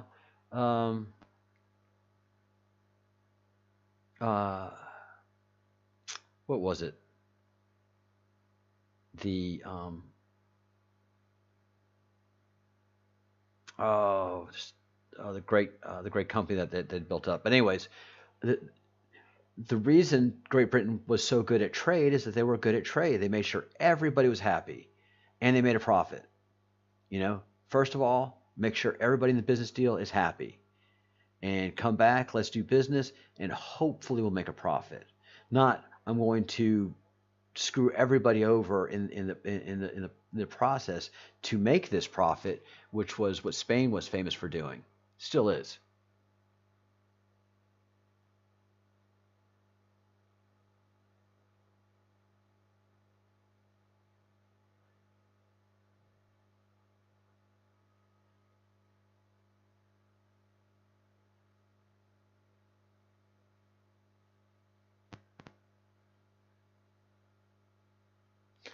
Why ask Trump?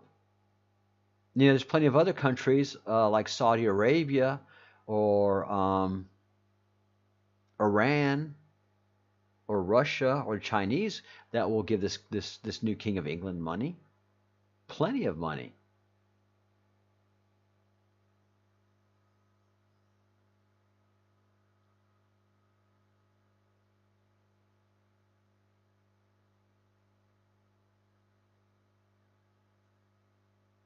Yeah, it's interesting about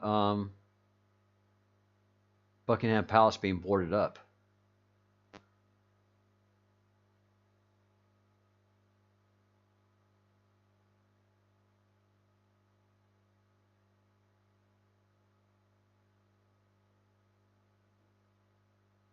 Evidence of Comet Swan in the sun's vicinity. Yeah, that's been interesting about Comet Alice and Swan and how close they really are to the sun.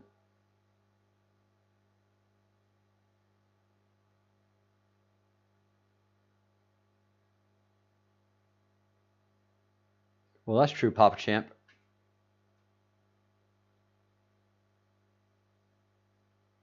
Welcome to the Breadcrumbs Project. We are happy to have you. I am the chief breadcrumb, the general breadcrumb. Yeah, there are five comets very close to the sun. Very, very interesting. Soros flash mobs. Ugh.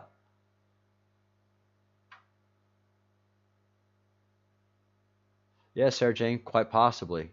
You know, we don't get any good information from NASA, so we don't know fundamentally.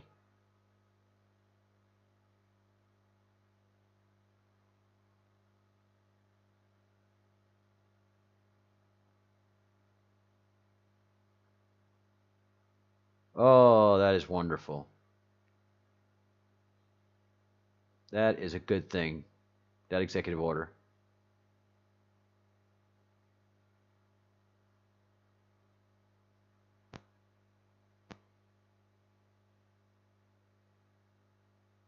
True, true, true, true.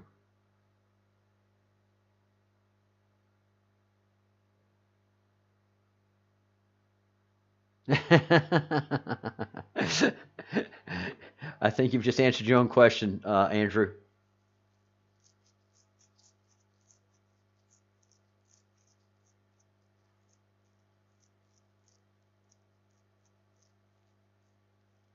Guys, fillet de floor, and all y'all, I've been in politics. I don't want anybody honest in charge of my government because if somebody honest is in charge, that means that he's getting robbed blind because governments are corrupt. I want somebody that can manage corruption, root it out, and be as tough as nails and know how to deal with crooked and corrupt people. Donald Trump is that man. He's had to deal with unions. And the hardest unions to deal with in the world are New York unions. Everything is unionized in New York, especially if it comes to construction. The water towers they have there, everything's unionized. So he's had to work with that. He had Trump Taj Mahal. He had a casino.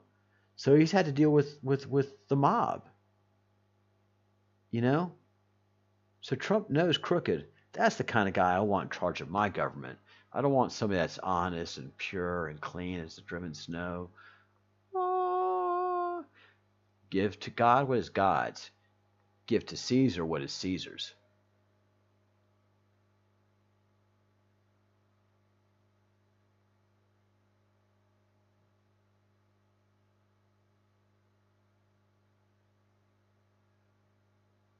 Oh yeah, he probably came out of the womb trying to sell the doctor some real estate in Florida. Jennifer. Yep. The smaller the government, the better. The government that rules least rules best.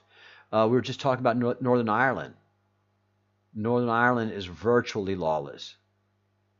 They don't need a lot of laws to function in Northern Ireland.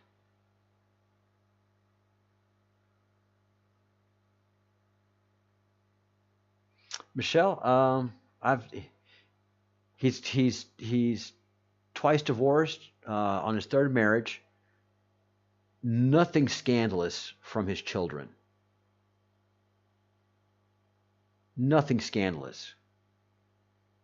The boys are fine, upright men. One has just gone through divorce, and it's probably about one of the best divorces I've ever seen. Um, uh,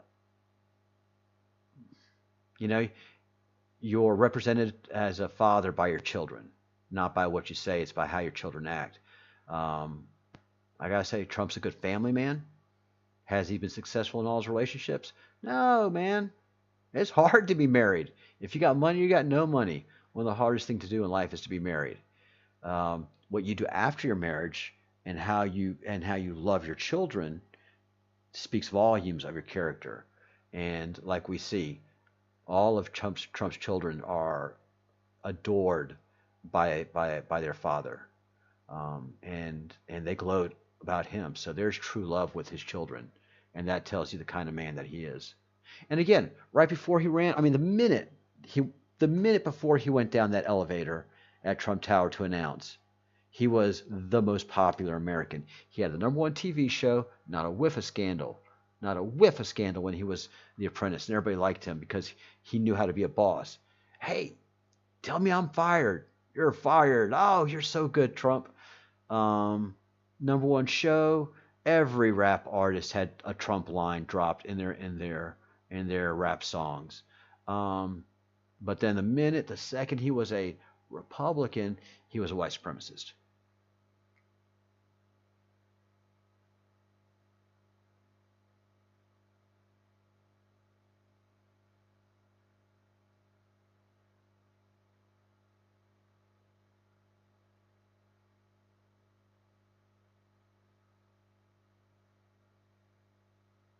Oh yeah, he's got a strong personality, and he's got a great personality, Michelle. That's the other thing people don't tell you about.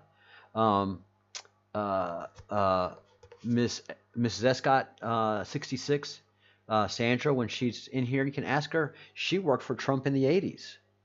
in the early to late mid 80s. She worked for Trump for quite a while, and says he's just the most. Donald Trump has that unique ability that when he talks to you, no matter who you are, he is talking right to you. He's not looking past you to see if anybody else is more important is coming through the room because frankly, he's the most important person in the room. But every time he talks to someone, you know, he was on Donahue one time back in the 80s. And every time somebody asks him a question, he's always say, "That's a great question. You should be doing, you should do so, Mr. Trump, I'm interested in getting in real estate. You know what? You have a good personality for real estate. You seem like you have." And he'd always give somebody compliments, and he always tell those people, you can do more. You have potential to do more. He'd always instill that. But everybody that always talked to him in private or at parties, they'd always say like, when he starts talking to you, everybody in the room disappears, and you are the most important. It's like you can't even hear the crowd because he's just talking to you so well, and he puts that big hand on you, and thank you for coming, shakes your hand, and gets a good handshake. Thank you for being here. It means a lot to me that you've come to this function, and please let me know whatever I can do to help you. I'll be happy to do so. I mean, that's just, and everybody just walks away like that's just the greatest man around. Bill Clinton has the same ability. Bill Clinton can make you feel amazing, just a 3-minute conversation. How are you? You got the nicest smile. I tell you what, I had to come over and talk to you because I just feel like you got a warm smile. Let's. Where are you from? Oh, sure, yeah. I've got people there. I've got some good friends from there. Good friends, nice country, good food, good people. All right. Well, listen, we appreciate your help and all that you do for us. And look, just if there's anything I can do for you, let me know. All right.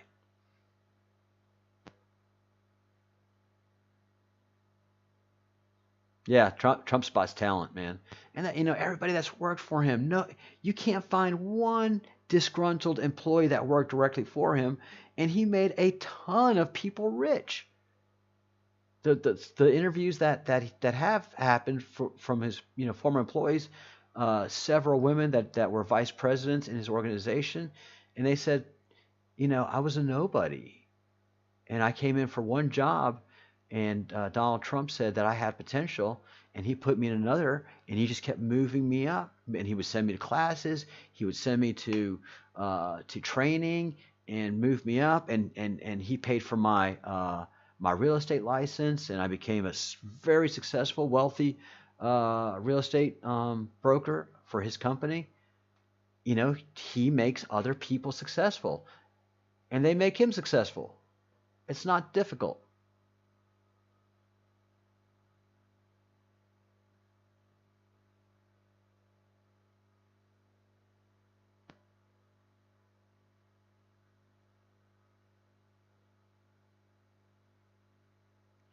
That's right, Jennifer. Thank you. Thank you for saying that. You've met him, and I was trying to describe him as a big teddy bear, a big, funny, self-effacing teddy bear, not the guy he's on TV.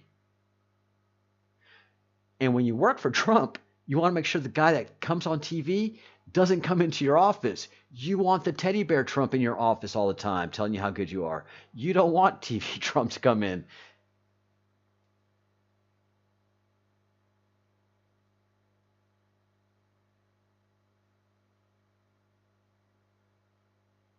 Oh wow. All right, Popo Champ. Oh, you're Scottish, man. Ah, very good. Welcome to the family. We have Irish, we have British, and we have an American, and we have some Indian, but we have people from South Africa all over. Uh, Glad to have you here. Welcome to the family. Welcome to the Fellowship of the Crumb.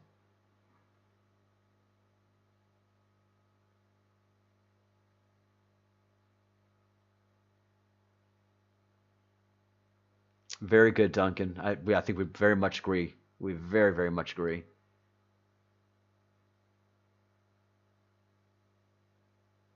Exactly, Michelle. The man breeds success. English Kiwi.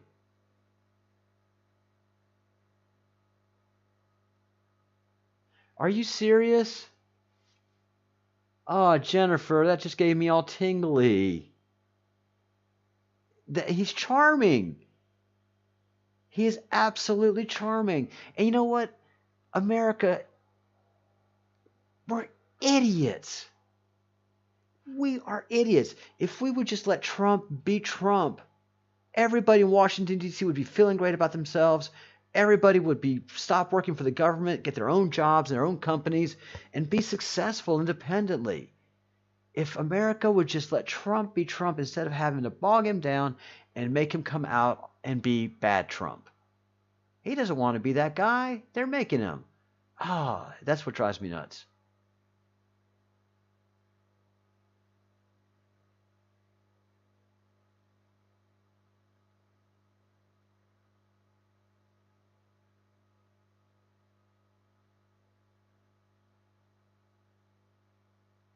Oh, he's amusing. He's funny. He's self-effacing nemesis. No one is harder on Trump than Donald Trump.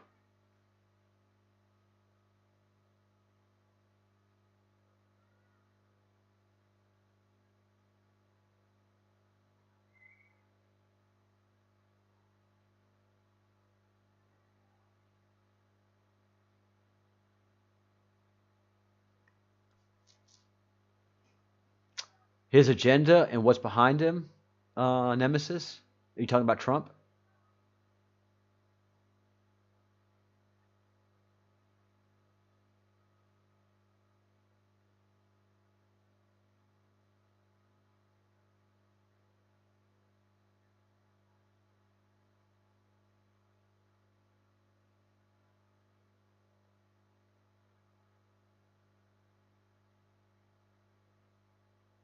Amen, Jennifer. That's Donald Trump. That's absolutely him. He is going to fight for you even though you don't want him to. He's going to help you even though you don't want him to. Well, Nemesis, remember, you got Partha, who's from India, and has a whole other way of looking at him. But um,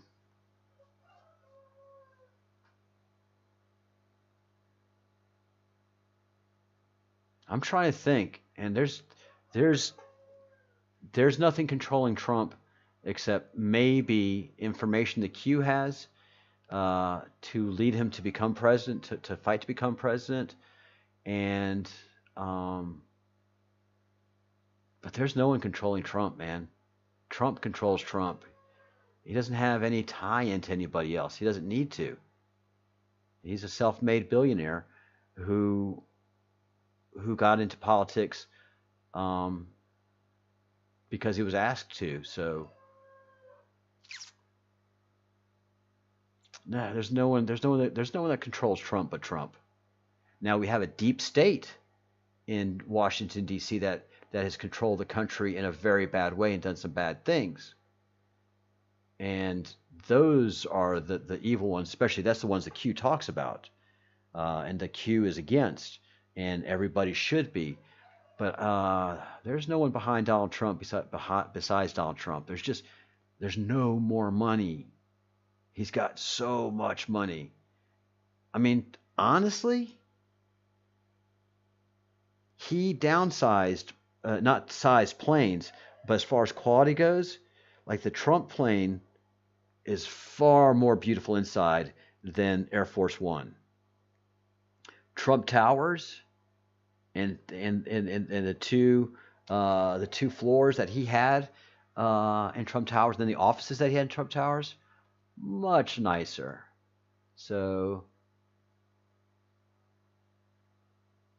oh no, no, no, no, no, no, no, no, no, no. No, Rothschilds did not put Trump in there. No, no, no. There's no one that hates the Rothschilds more than Donald Trump. He never, like when they go to that little sophisticated thing that he did, oh no, no, no, no, no, no. Rothschilds are our establishment New World Order. Donald Trump hates the New World Order, hates everything about it. what is that meeting, that big meeting they go to? Is it Geneva? Anyways, all the elites go and talk about global warming. And this is the only, I think last year or the year before last is the only time Trump went to that meeting, and he went to go tell them, y'all are done for. We're not doing what y'all, all of this Rothschild stuff, this Rothschild, Soros, Saudi triangle that y'all are involved in the New World Order. I'm busting this thing wide open. No one put Trump in office but Trump.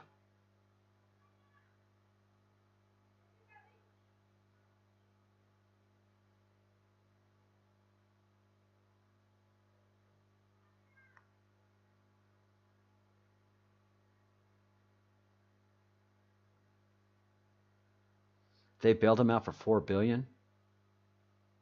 So you repay the loan, but you're not gonna control Trump. That's just the thing of Trump is, and all of the moves he's making is completely anti-Rothschilds. If they were controlling him, he wouldn't be doing 90% of what he is doing. He sure wouldn't be sticking it in the eye of China, and he certainly wouldn't be sticking it in the eye of Europe if he was a Rothschild's person. He wouldn't be talking to Angela Merkel the way he talks to her. They are evil.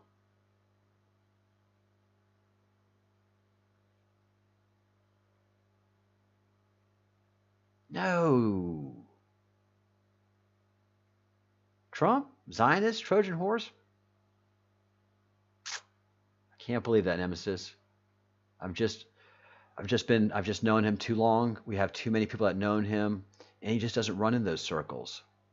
And the thing about Trump is that he has been in the public eye all of his life. So everything that he has done has been on page 6, has been scrutinized wherever he goes. No, no, he's too right wingy. He is way too right wingy. His sons hunt and fish and all that kind of stuff, and he likes that stuff. He likes NASCAR. Mm-mm. Bohemian Grove, yeah, Bohemian Grove. That's right. That's right, Jennifer. He went because he was president of the United States, and they couldn't tell him no, and he went and told them your party's over. Yeah, his son Jared Kushner. Yep, I'm a very big admirer of his. I've uh, when he started dating Ivanka way back when, my my godchild worked for, what's the big investment house? Anyways, I shouldn't say it. Anyways, um, he's brilliant. Their family has been very, very, very good in business, and yeah, he's a Jew. I'm a Jew, and Ivanka's a Jew. We're Jewish. There's no big Zionist thing. It's, there's 3 or 4 million Jews. The whole Zionist world control thing, they just want their little bit of Israel, and they'll be fine. In business, they like to be in business, just like the Chinese. They want to be competitive in business. They want to, have a good deal and do good trade.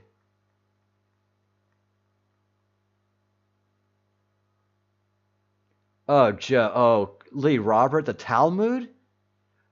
The Talmud is satanic sacrifices. I read the Talmud, man. I read Torah. What are you talking about? Have you ever read Talmud?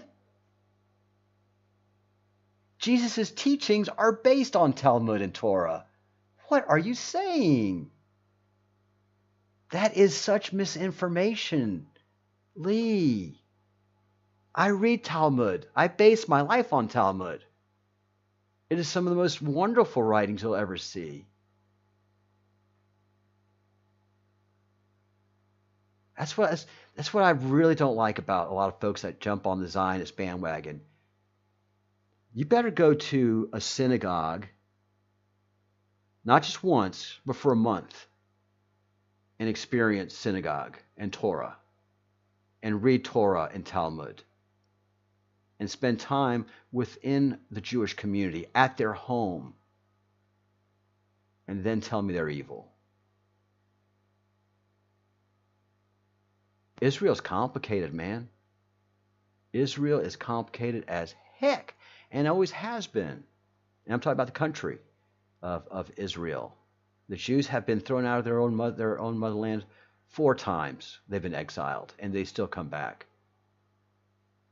That's all right, Lee. That's all right. We come here to learn and grow, and we definitely don't want because we are an investigative project. We want to have good science. We want to have good information. We don't trust NASA here, Joe. We don't trust NASA or JPL. It's crazy to say something like that, but we bring the science to the community here, and the breadcrumb projects people will evaluate this, and some will say yes and no, and we have the dialogue here that we seek the truth. We don't want to have a story move along that doesn't have any legs to it. So anything that we bring here and discuss, we do so in a frank and honest method. And I always want to say, reserve the right to change your mind, because I've been wrong, and when I have a good teacher, then I learn wonderful and new things. Man, number one, there's a reason that Epic's the Master Sergeant. Fastest trigger finger on. I mean, I didn't even know you were still in the conversation, Epic, and bam, Jahal, just out like that.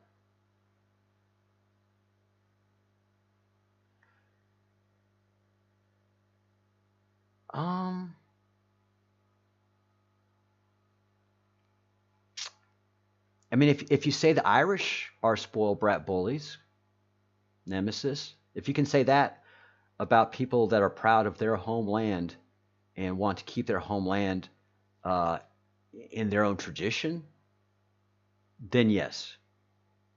If you can say that the Irish are spoiled bullies, you don't mess about. You do not mess about, my man. They love their homeland. Their homeland is something they've had to fight for again and again and again and again. And they have to fight for it to this day. You know? They just want a little peace. Just let them have their land, their homeland that's been traditional, and peace will come. But no one lets them.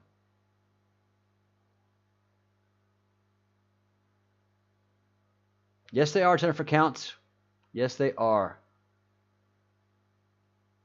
All right. Fair enough, Nemesis. I will do the same. I will let it go. Chris Graham, welcome. Where are you? What part of the world are you in?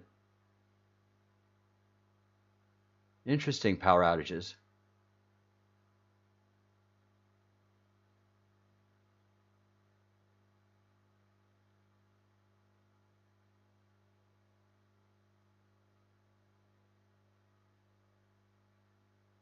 Oh, you're in Kent too?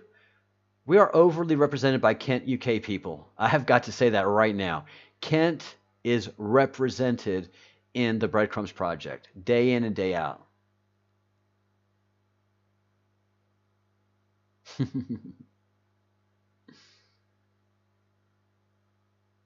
Epic was about to put me in a timeout. I could feel that too.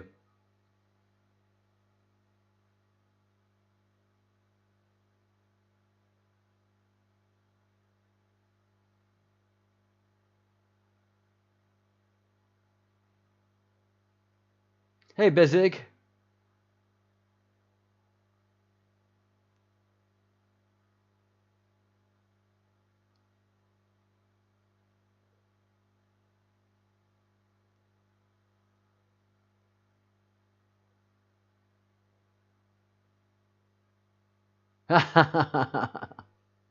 Neat. Very cool. Small world.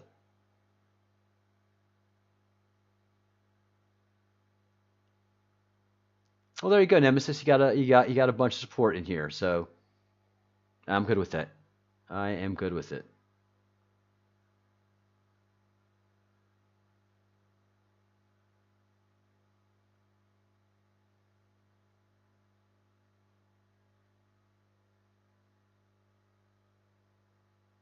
No, he's gonna put me in timeout, Nemesis. Not you, me. I was ranting.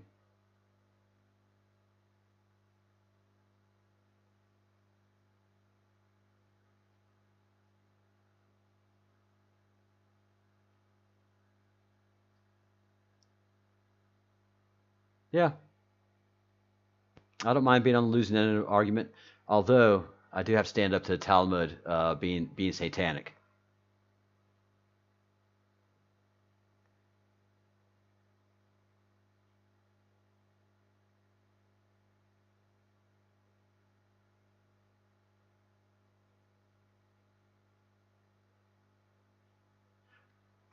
Thor's show.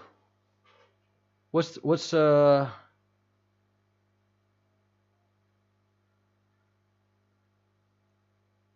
who's this dude Thor? Yeah, we're all interested.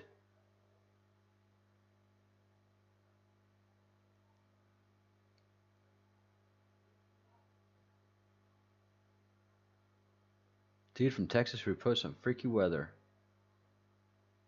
Yeah, very very interested. And I have to go. I have to go to Wages World as well. Yeah, please. If you can drop it in the chat, just email me at the breadcrumbs project at gmail.com and I will advertise the link. All right, we have 33 people in the chat room. Magic 33.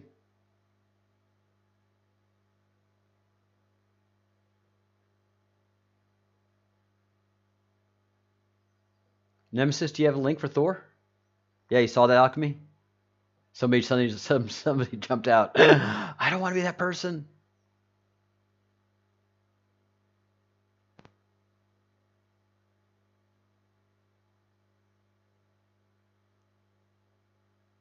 Go ahead, Epic.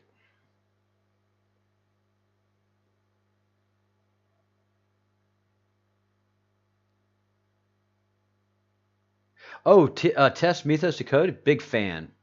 Big fan. Yeah, we've actually exchanged some comments. Tess does great work, and that's one of the hard things about doing so much work on the channel here now is I don't have time to peruse channels like I used to, and Tess just does great work. Really well documented, backs up her stuff. Yeah, man, that's hard work right there. What she does is hard work.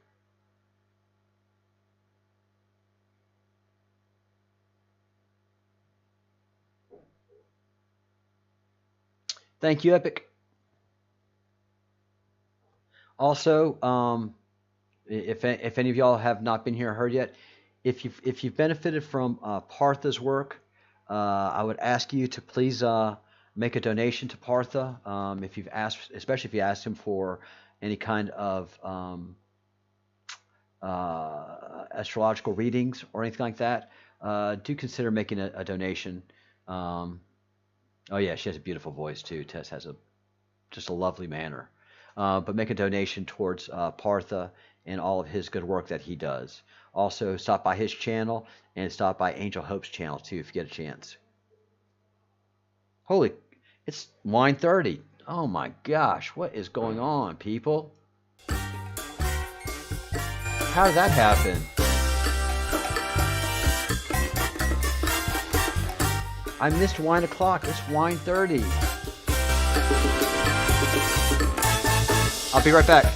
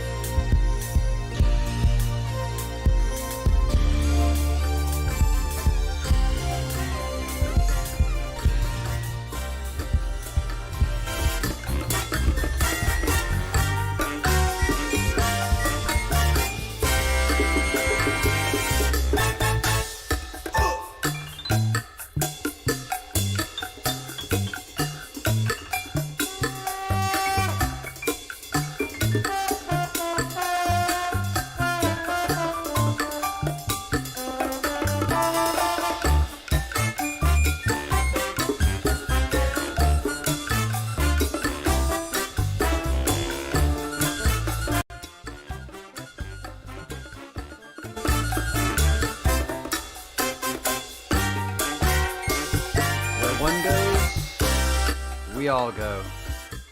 And that is a truism of truisms. We are important. We are the Breadcrumbs Project. We have a place in the process. We are not a happenstance, and we have a responsibility, and we are doing our work. But we also have a little bit of fun, and we're allowed to do that. And that's what happens at wine o'clock. But now we're at wine 30. Rioja. It's a Rioja wine. I opened this last night just to finish off dinner, and it's the same bottle that was happening with last night. I don't mix wines. If I open one wine, I stay with that brand and start mixing wines, and that's where the hangovers start. So we have our lovely Rioja. Always good. And I have a lovely group of people to share a toast with. Thank you, one and all. Everybody here, thank you very, very much. Especially Nemesis, thank you. And thank you. And Joe, thank you for your kind thoughts and words. And Irish Thor, here's to you and your forest.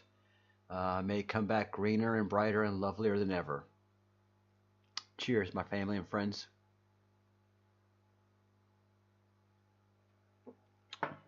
Oh, that's good. Yeah, it's had a chance to breathe, so it's a lot better. Oh, that's good. Hi, Ben B. Yes, a lot of people have ringing ears, and that is because the weakening of our magnetic shield. Oh yeah, absolutely, Irish Thor. Absolutely. The weird things I don't know. The weird things I just don't know who you are. Irish Thor. Ben, welcome to the family. We are a group here that openly discusses many things. We're dedicated to learning. We're dedicated to growing, and we're participating in the Great Awakening process, which is part of the Q. So if you've heard of the Q, we are not an official part of the Q, but we do have a responsibility within it, and we're deciphering the Great Awakening map. That's what the project is working on right now, and drinking wine, beer. We have a couple of gin drinkers. Wink, wink, nudge, nudge. Irish Thor. What are my thoughts on riots? It's manufactured. It's unfortunate. It's bought and paid for. It's something that we've been seeing for the last 5 years. It's a phenomenon that is just so interesting, that you're paid to riot, that you're bused to a location, that people come from out of state to destroy a community and think that they're helping by burning buildings. They're not changing any minds, you know. So they're venting something. You know, children and immature people vent. Adults make changes in the process, and by the looting and the riots, they have not changed one person's mind. If a person's a cop hater, they're still a cop hater. If somebody's a supporter of the blue, not only do they support them a little more, they're incensed and outraged at their fellow Americans' behaviors. So it's a blight. It's nothing positive comes from it. Nothing positive. People have died, been beaten, been abused. For what cause? What's the big gain? Is white America going, oh, you're right. You guys have done the right amount of looting to get our attention. So, you know, and as part of the Q is involved in a political process too, and Antifa and Black Lives Matter have been the paid and bought for forces behind this rioting and looting process, and it's strictly an effort to destabilize a country. Um, you change a country by voting and by changing the people that run the country, um, and you inspire change that way in democracy. But violence and fire, that breeds fear, and that just leads to civil war, Ben. And ultimately, that's where we're at. We're in a civil war in America. I left the country due to that civil war. I don't want to be involved in that. I'm in Spain, drinking wine, having a great time, feeling bad for y'all in the country. I mean, what's the ultimate thing? Okay, let's play it out. Let's say Antifa and Black Lives Matter, they do their civil war, brother. Let's do that civil war, okay? So these guys do. They fight, they burn, they kill enough people, they do enough damage. They get to take over. They fight their way to power. It's going to be good, huh? They've burned, they've pillaged. I don't know if they've raped. There might have been some rapes and all of that too. But they do that consistently and get to power. You see, what Antifa and Black Lives Matter don't understand that for every action there's a reaction. Okay? So for those police officers' actions that caused the riot, okay, there's your action. But do you think those riots are going to work in a vacuum? That everybody's going to go, okay? Or do you think that families with children are going to say, where in the hell is the police? Call the army, but my kids are getting attacked. I mean, do you think that there's a mother that supports this? So for every action, there's an opposite reaction. And the Antifas, they're burning these big cities and they're looting Louis Vuitton, and they've taken Target, and they're starting to talk about moving into the suburbs, into the country. You think people in the country are going to be cool with that? You don't think they're going to fight back? They're going to be like, oh no, Antifa's here. Run! They're going to be in charge of us. They're going to hurt us. Or you think Americans are like, chick.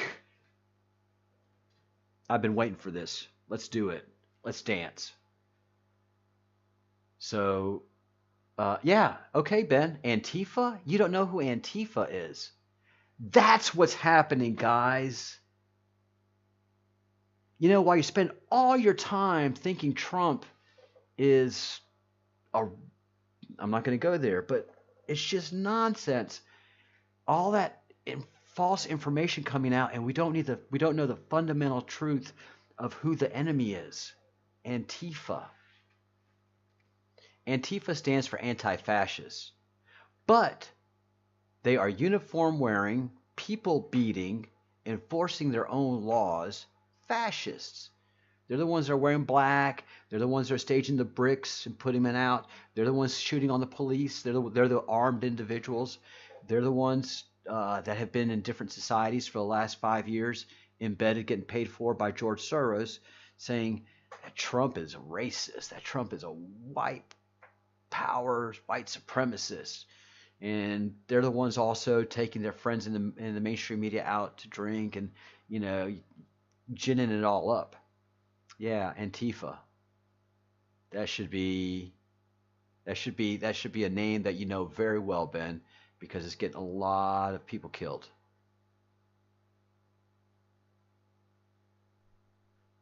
Oh, and they're in the Netherlands. Capital Realist is Dutch, Ben, and yeah, Ben. They're everywhere. Well, they're not everywhere. They're in most countries that have a strong leftist front.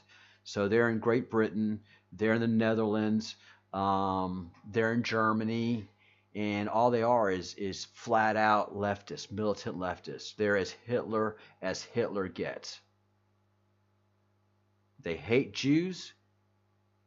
They hate everything America stands for. Freedom of speech, they hate that. They're the ones that shut you down. They're the ones that call you out all the time. They're the ones that are always kicking their friends out of their groups because they don't march in lockstep with them. If you don't say the right things, CNN will kick you out, kick you off the air. MSNBC won't even have you on the air with an opposing point of view. Sure, absolutely, Ben B. Yeah, and it's Nemesis calls them the woke crew. Yeah, the woke crew. If you're not woke, then you can't even talk to them. They're gonna scream at you. You can't have a different point of view. Nemesis and I spent the last 20 minutes arguing. Didn't make a bit of difference. She's here, I'm here. I've got wine. She's got Ireland. All of it.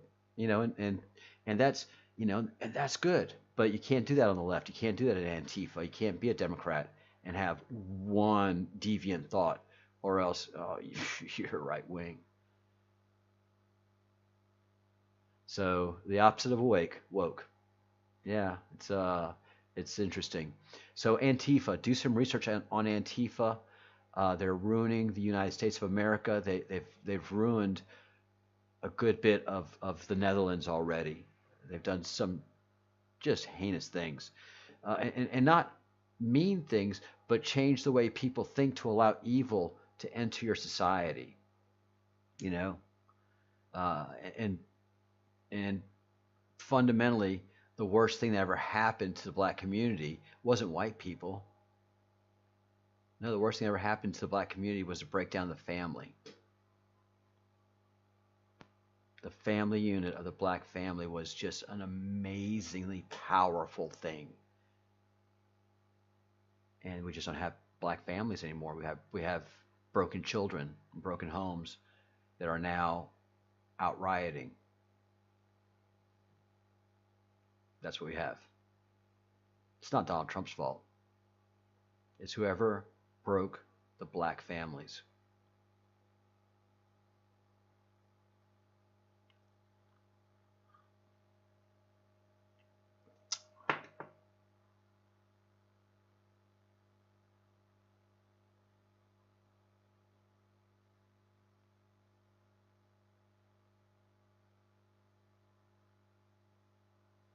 Yeah, Jennifer, I used to work in D.C. I was in politics for a long, long time, and I worked in Louisiana politics for a long time, which is the dirtiest politics in the United States of America. It makes New York City and Philadelphia look like a summer camp.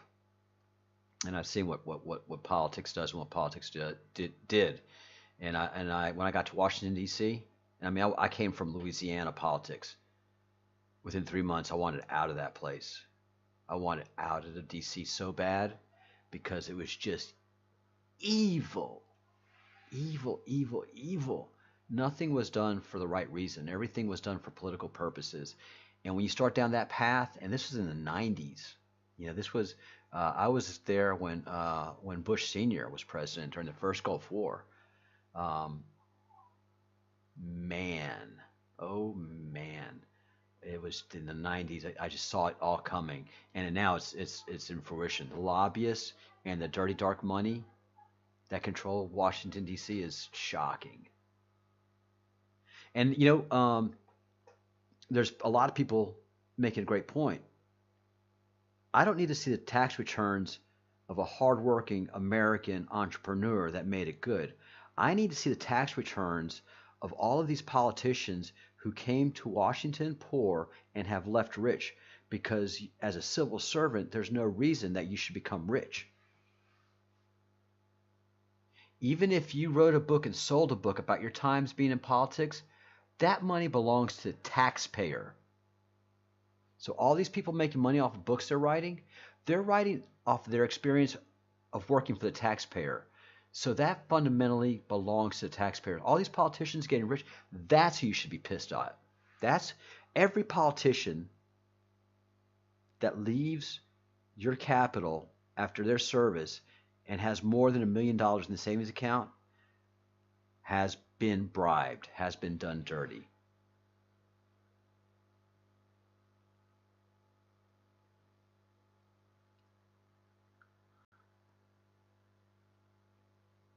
It's funny. That's funny, Jennifer. When you get to that point where your brain's working faster, it just sounded so good there, and these ah.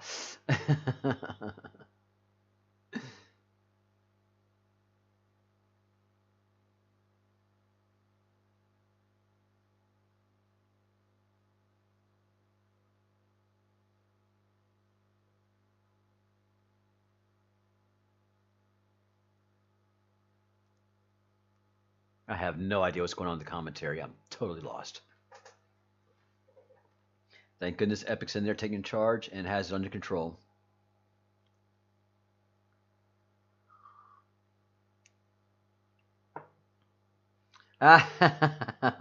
Cool. Yay, Irish Thor. Very, very good. Well, this toast goes to you and your newfound anonymity. And I think you're enjoying it a whole lot, my friend. And Jennifer, I encourage you to create a YouTube account or yeah, just create another account and just get anonymous too. I mean, I'd really prefer if everybody in here was anonymous. That you create an anonymous account and present yourself here like that. Um, First of all, I don't want anybody coming in here and doxing y'all and messing with you that way. And they'll be coming. They'll be coming. We can do as much balancing out as possible. But when we start getting attention from the right people, they come in. So anonymity is our strength because they never know who we are. Are we sitting in the plane next to them? I mean, we look like regular people. They have piercings, face tattoos, dreads. So they have to have their uniform. We know who they are. We can spot them quickly. They can't find us. They can't spot us. And so the more anonymous we become, and the more of us that are there that are anonymous, we're all the Guy Fawkes, all the masks, and they just don't know who we are. And so that's terrifying to them. That's terrifying. They can't spot us. So, as far as they think, Antifa thinks, anybody that dresses in a collared shirt and pants and doesn't have a tattoo is a white supremacist, no matter what color you are. If you have a job, a career, and a family, chances are you're a white supremacist.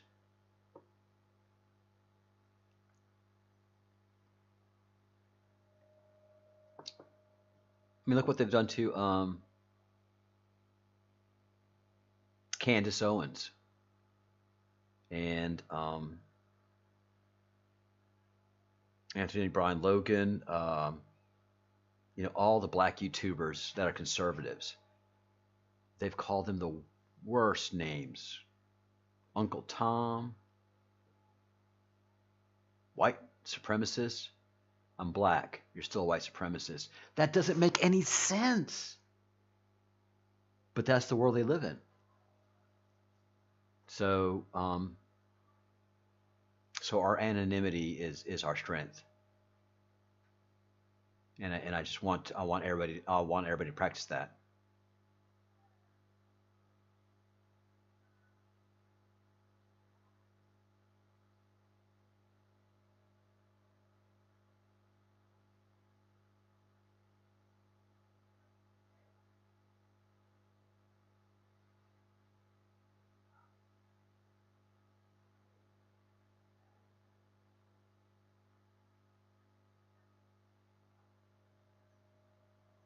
Yes. Yes, that whole book what do you want to call it? Uh it's RICO. It's organized crime. It's a racket. Yeah, the whole book racket. Yeah, somebody will come in and buy $2 million worth of books and they never hit the shelves. And then they do these book signings and and then the speeches and all of that should go straight to the taxpayer.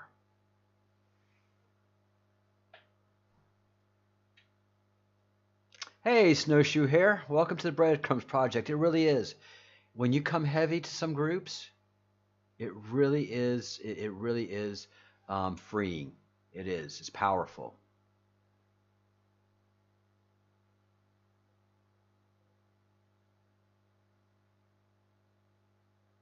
How are you, Snowshoe here?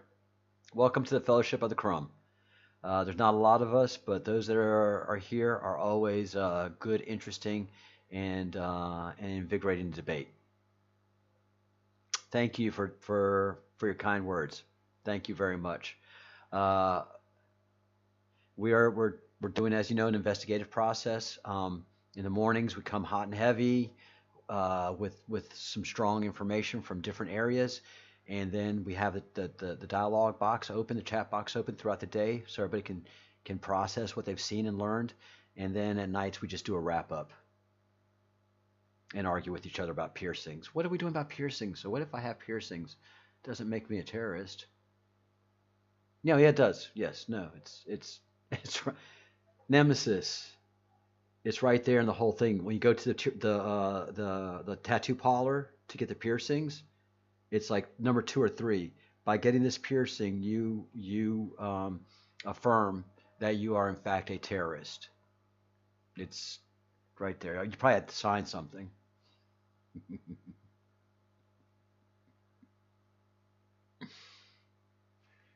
Yeah, girls with nipple piercings are terrorists. I yeah. Just a couple of nose rings.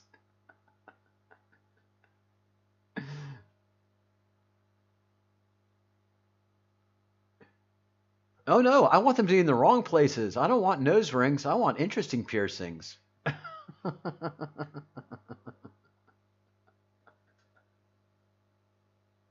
want saucy piercings.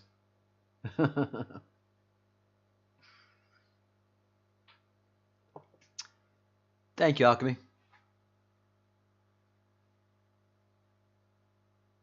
You know, it's what we do in the Spanish culture is we argue a little bit. We as long as it's in good fun. Little light brushes. Pierced ears?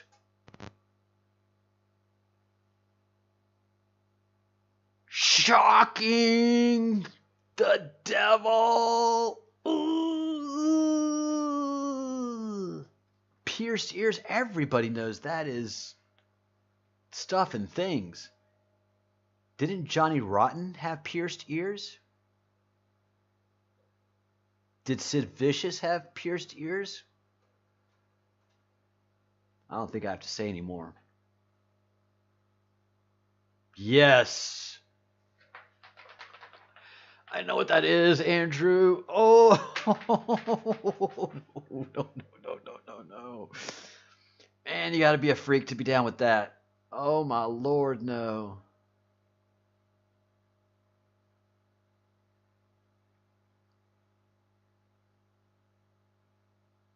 I mean,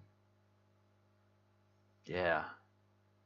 You know, and just because I run like this and I'm seeking elevation, I don't mind running with the freaks. I don't mind running with the freaks at all. As long as you got a good heart and you're not practicing evil, uh, it makes me. I've got a little tear myself, lad. Yeah, it makes me. I remember when in the 90s, I was dating the widow of a. Uh, well, most of you probably heard of the band Dr. Feelgood, Lee Brillo. Who remembers Lee Brillo from the band Dr. Feelgood? Oh wow, you saw Johnny 2 a couple of years ago. He's something else, man. He speaks his mind. He doesn't give a flip. Never has. Johnny Rotten's a bomb. Johnny Rotten has always been the bomb. Sid Vicious, he was window dressing. Johnny Rotten was it.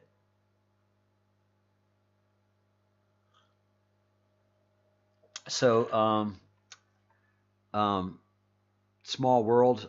Lee Brillo's widow was from the hometown where the town where I was going to college at, and there was a 10 age difference between us. She was a little bit older, but ooh. Um, and so we started dating. We dated for a good 2.5 years, but she was very close to many rockers, and I thought this is gonna be cool, man. I'm gonna be able to get to know some of these people. And then my first brush was with Jimmy Page, and he was hanging with the most evil people in New Orleans. Um, we were supposed to go down to New Orleans and meet him and hang out, and he was hanging with some devil worshiping people that I did not want to go meet at all. Did not want to be in their presence. Skulls in the room and a big old pile of cocaine on a tray, and you know, after she described the people that were going to be there and she was excited, I was like, I'm not going. I was young, I was impressionable, I was ready to do it, and she was pretty mad, because Jimmy Page was her friend, and this was a big event, and it was very expensive and all this stuff and all the cocaine and everything, and I was like, I just, man, I don't want to be in the room with those people. I have nothing to say. That they're messed up. They are messed up people. So, so yeah, um, those elite, those rockers, those people, they just get sucked into this because those truly evil people that have a lot of money have that charm and that intellect that just draws you in. I have two words for you: Jeffrey Epstein. How much did that evil suck in? How much evil did that suck in? Prince Andrew. I mean, anybody, and it's and they get it from the weak. Please notice that these people of satanic means and worshiping and what they do, the child abductors and the child rapists and all of those that worship evil and that have skulls and think it's so cool to have all these evil pagan symbolisms around, and they just suck so many people. I mean, they are charming. I know these people. They really stroke you with that intellect. But the ones they get are the weak ones. I wasn't going to go to that, even though I was going to get a chance to meet the world's greatest rocker, in his in a relaxed element where I was going to get it all, man. I didn't want to touch that thing because once you get sucked in by that, you can't get out because they make you feel inferior, and so they stroke the egos of these stars, of these politicians, because they've got the real money, rockers and politicians. They're so weak. They're so easily manipulated. A billionaire who made his money through real estate, that means he's got real estate and he buys and sells real estate. And the sure way to make great money is not through oil. Oil comes and goes. Real estate's always king. And if you're top dog in real estate, it's hard to be bought and sold in that because, even though somebody's giving you $4 billion, you can give them that $4 billion back in a few years, depending on how you work it. It's not anything. But a politician, they can't make money. They're politicians. And rockers, they really can't make money. They're dependent upon their star power. That comes and goes. So they're just so weak.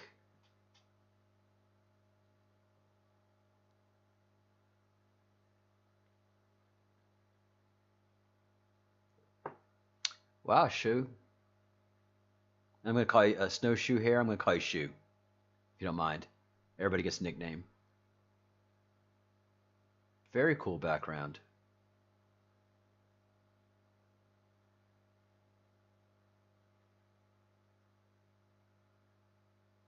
Yes, that's the tough thing of chat rooms. Unless you're really funny and you got a good line, it's hard to be funny in chat rooms. I can be funny because I got the facial expressions, I got the voice, I can do all this stuff. But when you're typing away, and you're like, oh, it sounds so funny up here, and you click it, click, click, click, and you read it like, oh, that doesn't make any sense. I better start clearing that up right now. All right, Snow, I'm down for that. Welcome to the family, Snow. We're dysfunctional functional. Yeah, it's hard to be funny in print. It's hard to be funny within 200 characters. I mean, you've got to have just a wicked slaying sense of humor to do it. Yeah, I do. I do. And you can yell at me in the chat room, and if I don't see it, I don't get it. Like you'll see Epic just type the same thing over and over again in caps. Epic is my co-host. He is my cohort in all of this. We've never met. He sits in anonymity too. I just know his first name, and that he works outside and got blistered by a sun that is so intense. Everybody's noticing it. I mean, you just can't not notice how intense the sun is. Um, yeah, sarcasm's hard, man. Sarcasm's hard. Uh, and it's hard to be sarcastic with bad typing.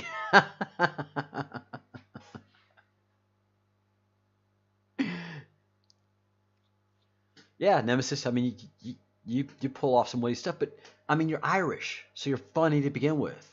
I mean, you think funny, you know. It's just it's so for your funny to transpire to the keyboard is pretty easy because y'all just think funny. Y'all are just funny people, and that's why it's so easy to take the mick out of each other because it's all in good fun. And then you have the Americans who are like, we're not funny people. We work hard. We're capitalists. We hire people for the jokes. You want jokes? We go to a concert, we see jokes. Or we Netflix jokes. We don't make jokes. We're not funny people. Yeah. Oh Jesus, shoot. Right now, in this room of 19 people, you cannot swing a dead cat without hitting at least 4 Irish people. I would say, statistically speaking, most of the people in this room are Irish or of Irish descent, and they all want to fight you.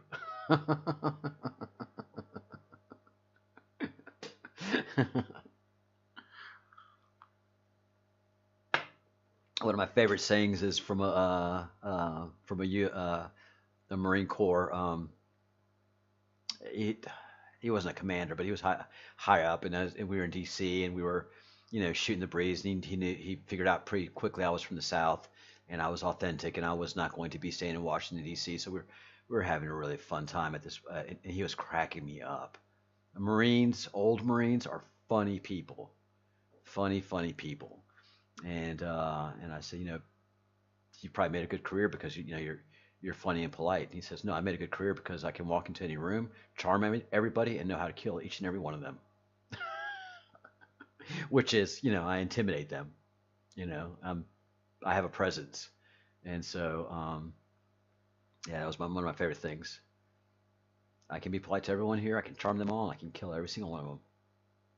That's what it is to be a Marine. Hey, Jenicky, welcome back. And I hope we've helped you find some of the answers you've been looking for. And that's one of the things we do here, Snow, and Ben is, if Ben's still here, we bring issues to the table and we talk them out. I think we're just down to the locals now. We're down to 17, 18 folks. I think it's just us family now. Yay.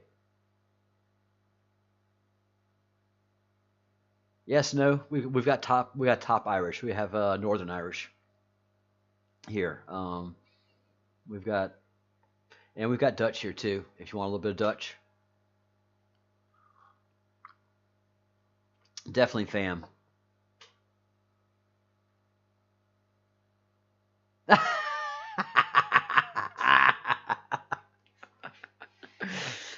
Oh, Andrew, that's going to go over really, really well. I see that. Andrew, who's Epic Forever, is Snow is the co-host of this. I do the chat thing on the screen here, and Epic Forever is the manager of the chat room. He's Scottish. I mean, he's not Scott. Oh boy, that's gonna hurt. That's gonna leave a mark. He is Irish and English, part Irish and English. So when he says he's got the best of both worlds, ah, we bit Scottish too. All right, all right. I did not know that, Nemesis. That's like swearing. That's like cussing, isn't it?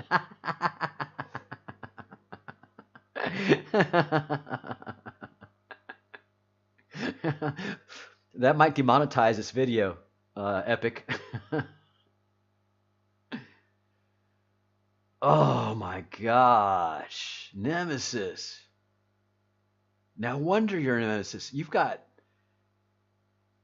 up yours all up in your blood, man. Holy cow. Like your genetics is all insurrection. There is not a government one that you're gonna like. Hi, Brenda. Oh, wow. I'm here for you, Brenda. That's what I'm working on.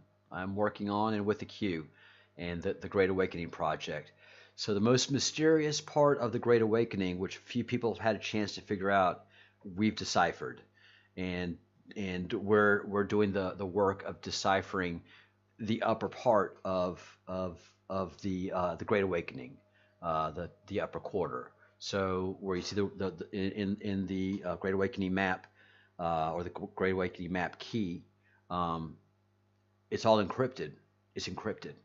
It's an encrypted message, and we are de-encrypting it and setting up a series of videos so that members of the queue come in slowly, 4 or 5 at a time, and see what we have here and take it away and think about it. Hey, all right, Snow. So to blow y'all's mind, I know many of y'all have seen. I can do this now, can I? Without the system freaking out. All right. So many of y'all have seen.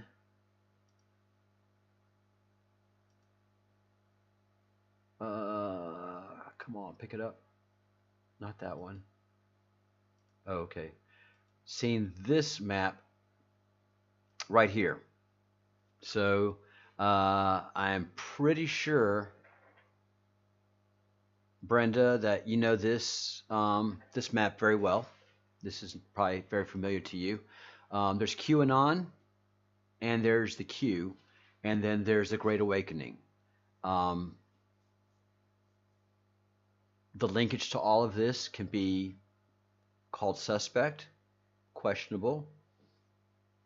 But this map here starts in the upper left-hand corner and finishes at the bottom, and we would say often at the bottom right-hand corner. And this is why we feel we're important. I have been breadcrumbs for over 6 years now. I've been the Breadcrumbs Project. I was Breadcrumbs Project before Trump, before the Q, and I've been doing what I've been doing for a long time, and I've been doing it alone and doing it well. But something caught my attention a while back and made me pay attention, and it is the politics of the Q. I didn't buy into. I wasn't into QAnon and the Q drops because I'm so deep politically. I'm like, I already knew that. All right, give me something I can work with. And and sure enough, yeah, I came into the queue through this right here. I came into the queue through through the queue map, and it is this screen right here. Brenda, let's see, let me get rid of that and pull this up right here. So I came into the queue through here.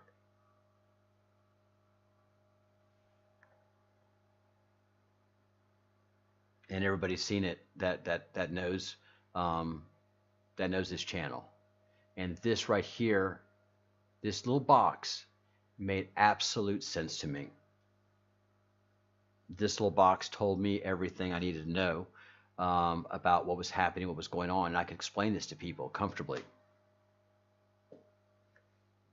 And then more and more started to happen, and we are able to explain the upper right hand portion of the queue through ancient teachings from India and from Tibet. So we have a lot to offer the queue. We're building a video library for the members of the queue to come in, to look at, to peruse, and to pick up what they want and take away. But we're going to have the upper quarter of the Great Awakening map deciphered. It has been ciphered, and we're going to decipher it and give it meaning, because it has meaning to a lot of people in India. So we have work to do, and we've been doing the hard work. So I will have all of that ready for y'all probably in the next 2 weeks.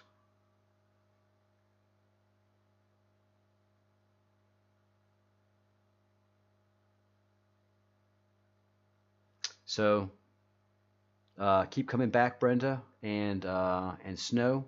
Spend some time with us. I wear the black now for Q, because I'm not of the Q, but the Q has spawned me, and I will fight the fight and decipher what has been ciphered and present it to everybody that's seeking the knowledge. I think clearly this is meaningful. This is powerful and is significant. The Great Awakening is happening.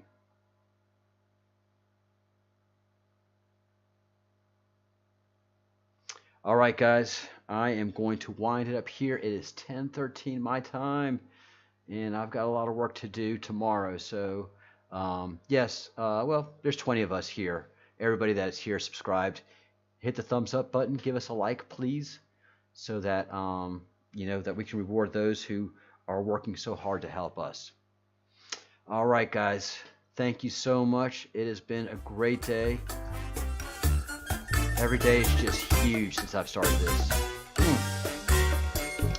Welcome, members of the queue. 5 a.m. Eastern tomorrow. I'll be back on, and we got a lot of work to do. So just keep up with us. Cheers to everybody out there, especially all of you in the queue. You've worked so hard and done so much good.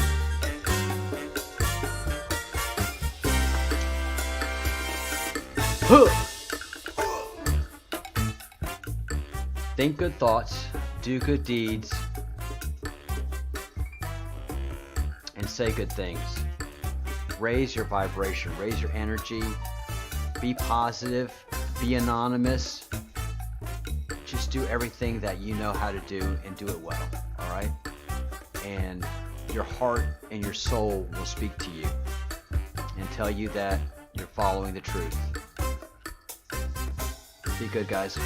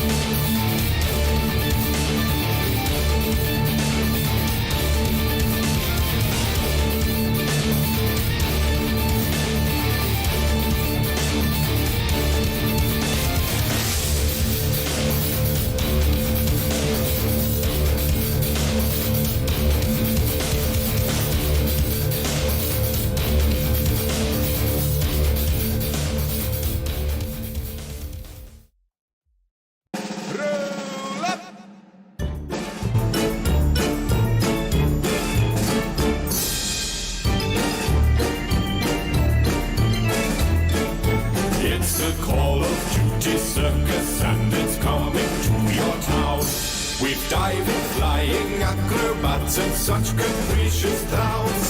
So hook up to a server, grab a seat and gather round. The Call of Duty circus is coming to your town.